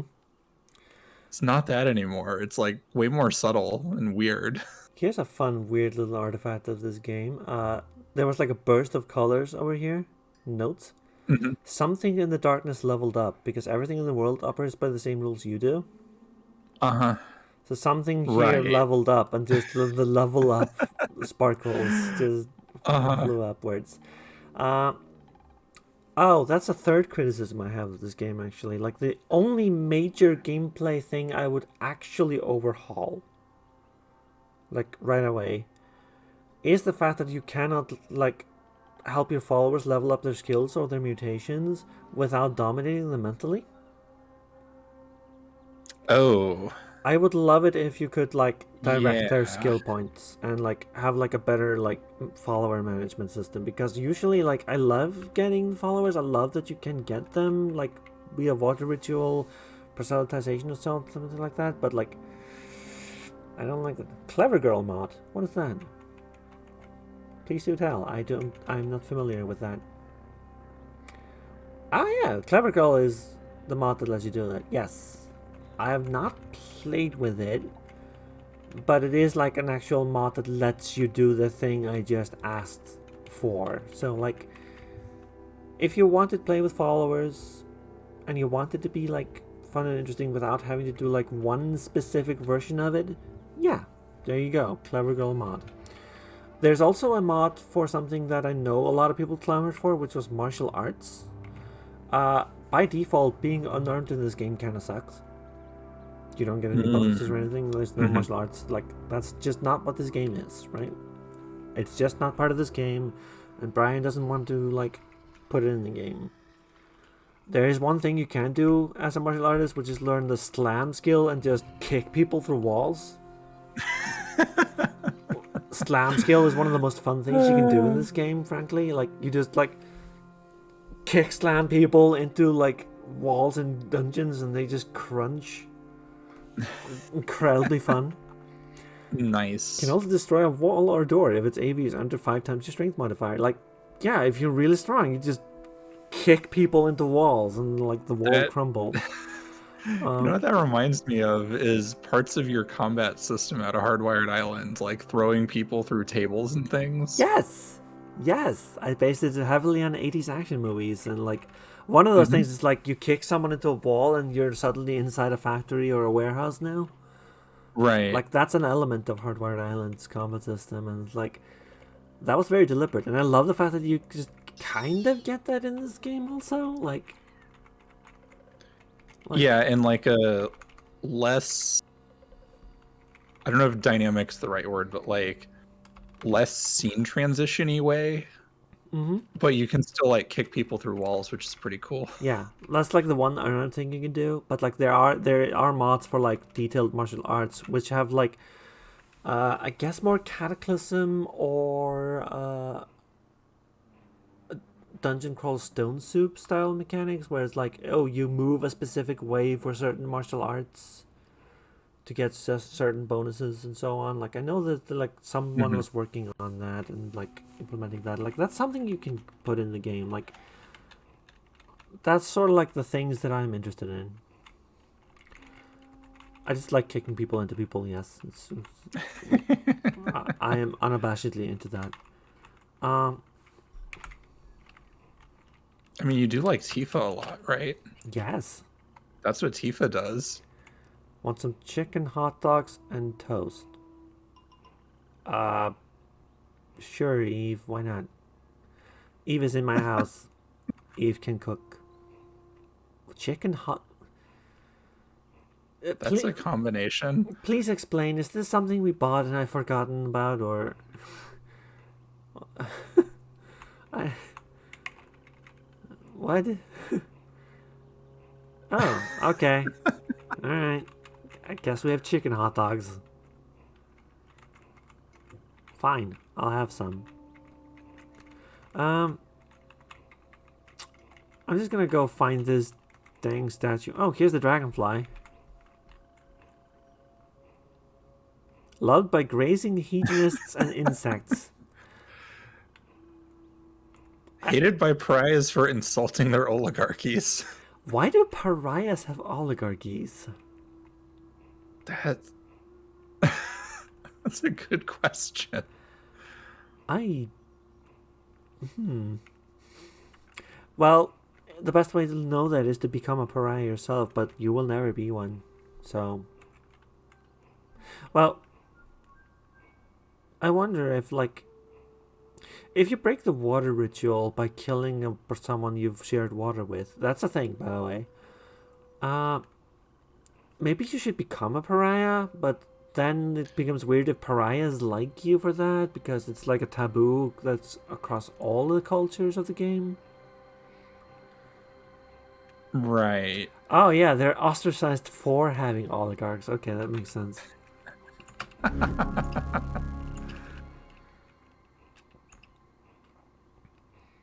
Dragonflies don't teach you anything. That makes me sad. I wish they taught you some skill. Live and drink water, Stim. I do They like. could like Yeah. teach you more about flying, maybe, given they are flying creatures. Oh, by the way, I don't know if they're the right kind of flying creature. you can pray at statues. It does nothing as far as I know. I'm gonna desecrate this one. You need either gram of either blood or putrescence to desecrate a shrine. Okay, so I need to find blood. How do I find blood when I'm in peaceful mode? Well, there was a bunch of wait. Did the combat that we've been around not happen because we died? Yeah. Okay. Okay, so I need to actually find blood before I can do this quest. Okay, good to know. Or Also, you could drink too much water, from what Gross says. that's what putrescence is? Huh. I did not know that. Hold up. Hold up. I'm gonna go into like a secluded space and do that. This is content I've never seen before. Let's drink just a whole bunch of water. Drink our money away in an even more literal sense than. We are now tumescent. Okay. Cool.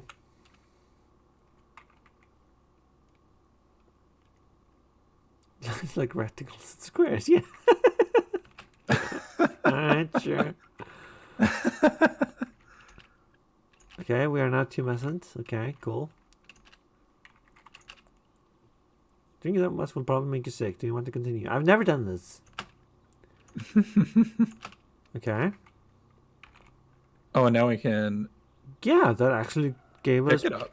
Now I can collect my own putrescence. Yeah, I could blame, like, I could just beat myself up, but, like, isn't this much more interesting? Because I learned something new today. Yeah, when we learn new things about games we spent thousands of hours in, it's great. Just go to the altar and puke. Like, look, I can't go to the altar and just puke, or I can puke and collect it in a bag and then take it to the altar. That seems more like more intentionality, you know that? Anyway, let's desecrate it. Okay, again. Okay, so now it's desecrated. Yay, we leveled up for desecrating a thing. I apparently did it far enough out of sight that no one became hostile towards me. That, or I just am too peaceful with them because I shared water with them first. Hi, I'm gonna share water with you in this sacred bond ritual. Also, I'm gonna desecrate your statue by throwing my own vomit at it. So wait, was that statue the thing that the dragonflies like cared about? Apparently. Like, normally, people who, like, spawn with statues, they do care about those statues. Mm-hmm. Just...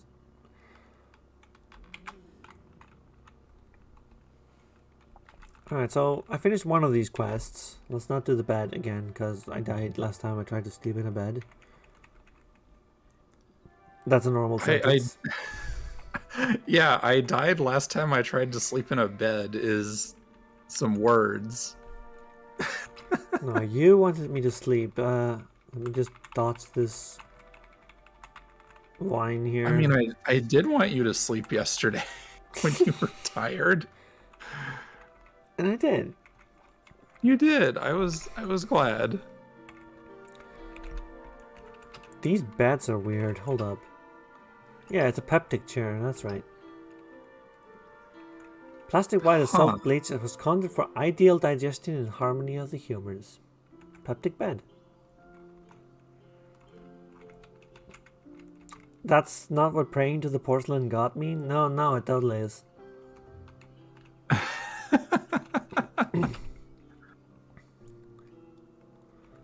Apparently I just... Hold on. Do I not need to turn this quest in? Return to Duva. Oh, it's the Willis Tinker. The Willis Tinker told me to do it. Alright.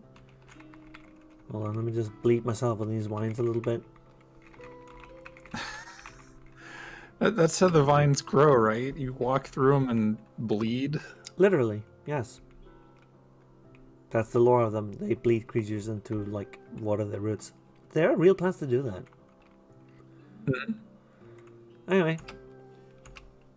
Cool.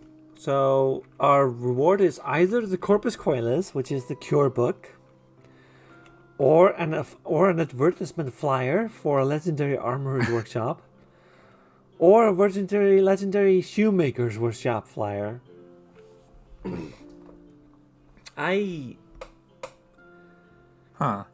Hi, you desecrated the statue with your own vomit? Here, have a flyer. To a shoemaker I know. God. What the hell? I'm picking the Corpus Coelis, thank you. God. Yeah, Caves of Cud, really. Mm-hmm. Everything about this game is wild. I love it. I love this game so freaking much. Anyway, this is an important book. We mentioned it on the last run where I failed to die. Excuse me. This book contains the cures for diseases.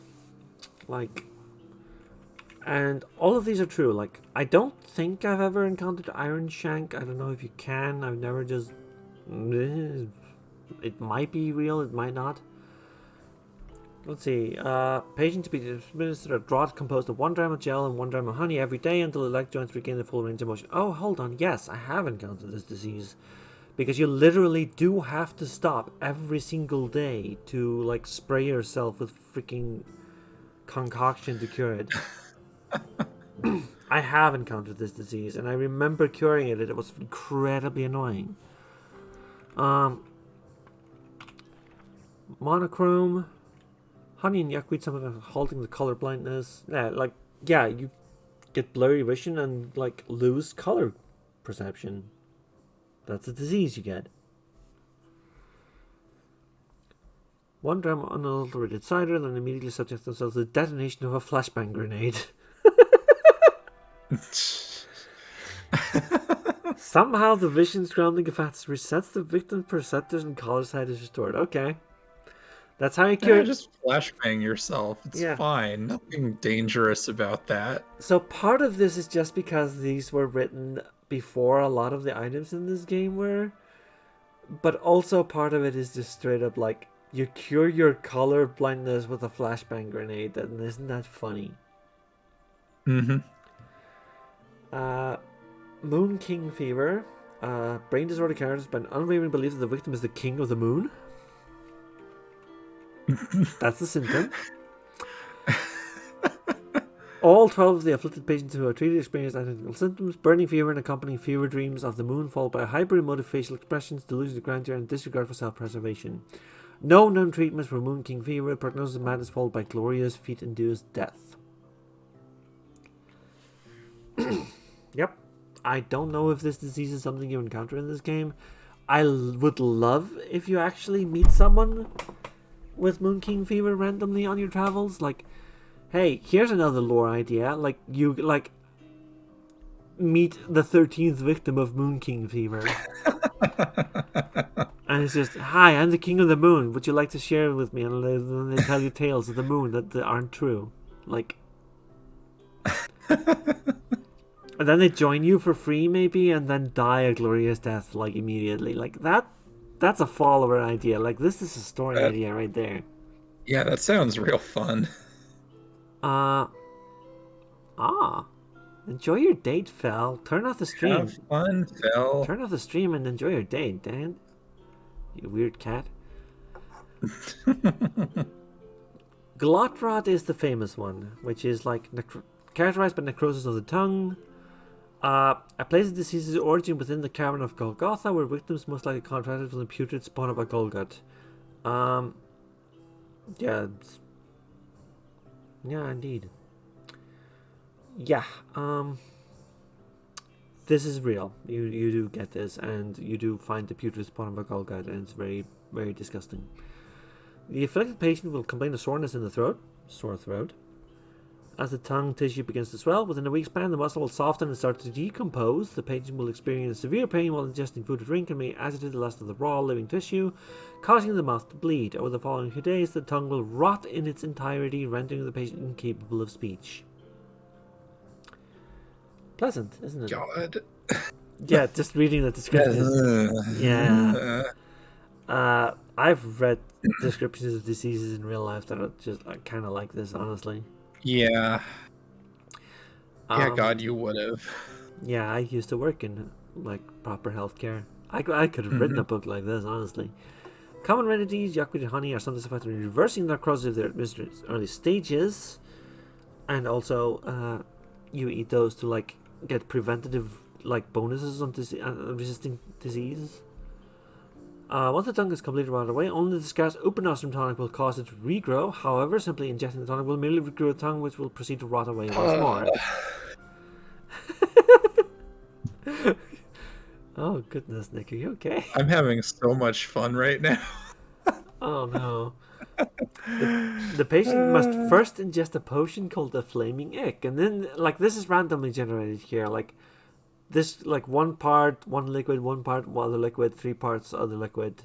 And then you have to, like, put it into, the, like, a jug, a mug, a canteen that you light on fire and drink it.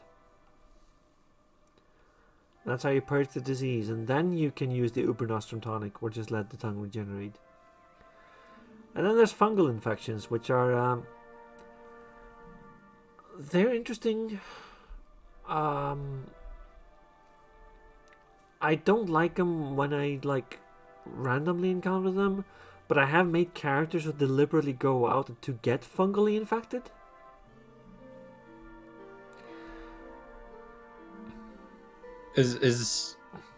So are there, like, builds you can do Yes. with them? There is a build, for example, there's a type of mushroom that constantly whispers secrets at you about the world, and so you can get infected with that to learn all the secrets in the world really quickly. Okay.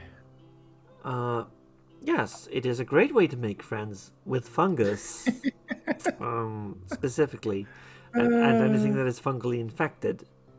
Yes, chimeras make incredibly good fungus hosts. This is true because they keep growing new body parts for the fungus to infect.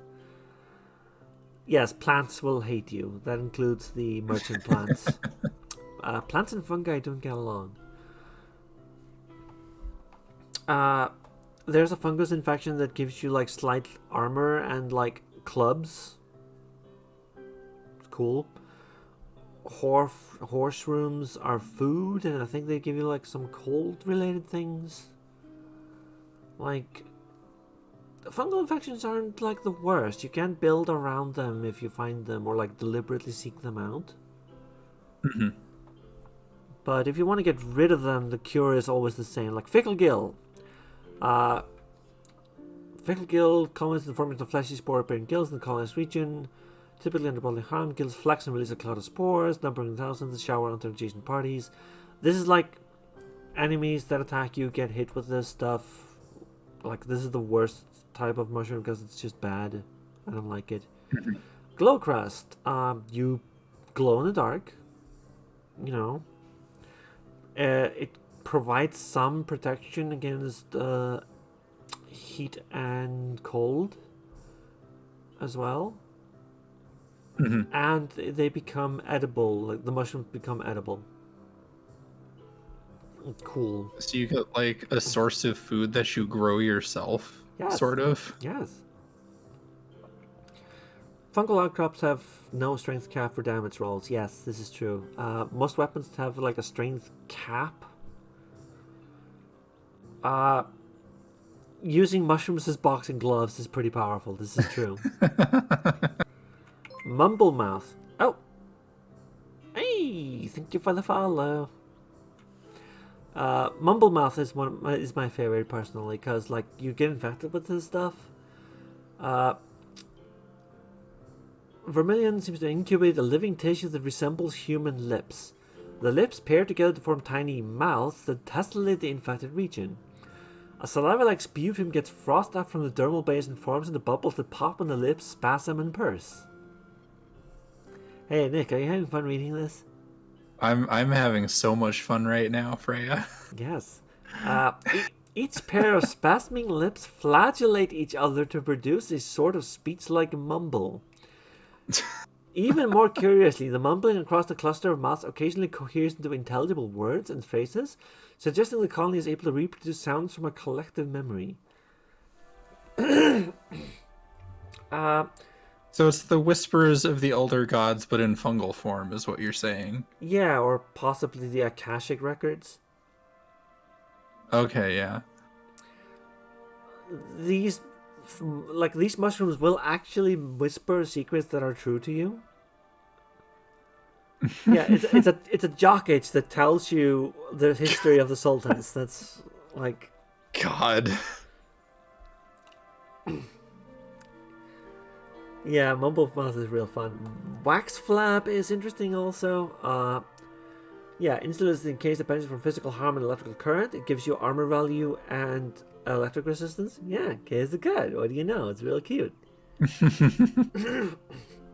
Patients report sluggish response times, and the infected flesh is susceptible to liquefaction when heated. Yeah, you tend to get molten wax. You leave flops of molten wax as you walk along the ground. All fungal infections are treated the same way. You have to create antifungal cream from gel, which is here, desalinated slime. That's why you collect the slime. You find the slime pellet, a desalination pellet, and toss it into slime, and you make gel. And wine. The patient then consumes a raw nullworm corpse. This is a randomly generated worm type that you can find. To stimulate intestinal immunity, within 2 hours of ingesting the corpse, use a spray bottle to apply 1 gram of concoction to the infected skin. this can mean a lot of drams of a lot of this concoction if you're very heavily infected, but it does cure like every type of fungal infection. So yeah, how are you liking this game now that you know that this is the sort of shit that can happen? I mean, it fits, right? Mm-hmm. It fits. It's just a little fucked up too, which, you know, I respect. Yeah, and I really enjoy especially how like the item system incorporates into this, because like you need to actually find the spray bottle, you need to find the flashbang grenade, which okay, cool. Right. And as I said, part of that is probably just artifacts of the system having been written when like it wasn't quite as robust and had less stuff in it. But keeping it around this way makes it kind of funky and fun. Yeah. No, and it's a very interesting way to approach like diseases, because most games I see don't do much with it other than like, oh, you get the thing and you do the thing and that's it. Yeah, exactly. So anyway, we haven't taken a break, and I kind of feel like we've been streaming long enough. And poor Jason, he never came back. I think he must be just getting stuck in story time. I mean, story time is important, you know? Yeah, the VOD will be up. It's fine. Yeah. And I'll be uploading this on YouTube as well. Hi, YouTube.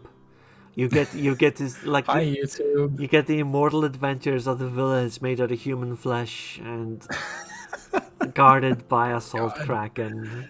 That was so much. So yeah, Corpus Coilis. That's why I collect liquids in the early game. All of that is why I do that. Mm-hmm. No, it makes sense. You know, when I don't take regeneration. A lot of sense. Yeah.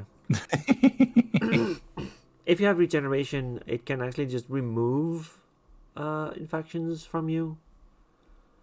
So, you know, if you don't want to deal with any of that nonsense, just take regeneration. Yes, it is expensive. Yes, it is kind of bad. It has a 69 joke in it at a certain level. Hey, that's important. Yeah, exactly. But regeneration is the way you just, you know, fix that, like, don't deal with that system at all. But yeah. Thanks for hanging out, Gra. Thanks for coming and thanks for hanging out and chatting. And I guess we found something to, like, legitimately push out into an update, huh? Yeah. I feel special now. It's good. Did good. Yeah. Did good, honey. And I'm very glad that no one commented on the overlay I made literally 5 minutes before the stream. It's fine. Don't gotta worry about it. It's all good. Yeah, and Gra's emotes are incredibly cute, and I hope I have emotes soon of my own. And I want to thank Nick for hanging out with me and for figuring out this tag with me. Oh, it's always a pleasure. Aw. And is there anything you'd like to say? I don't know. Follow Freya. Subscribe to Freya. She's doing great. Subscribe to Nick, Twitch / Quakeful Tales and Quakeful Tales on Twitter. Sweetie. Oh, you're Thank you. Yeah. Oh, I'll call it there then. Thank you all for coming. And that sounds good. Is there anyone we would like to raid? Is there anyone online that you know? Who's online? Lock streaming Among Us. Yeah. That's a whole thing. This is what I'm doing instead of being on that stream, by the way. So. Oh yeah. Yeah. This is what I'm doing instead of being. Hold up. No. Yeah, I'm just gonna copy Locke's name. Let's just raid Locke, shall we? Wow, there's might as well. There's 18 of you here. What the heck? Yeah.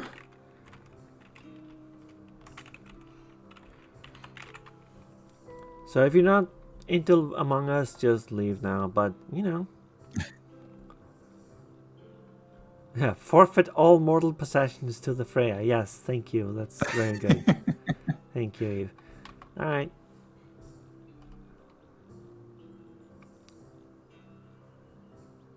See you, Neon. See y'all later. Thank you for coming. Bye. Bye.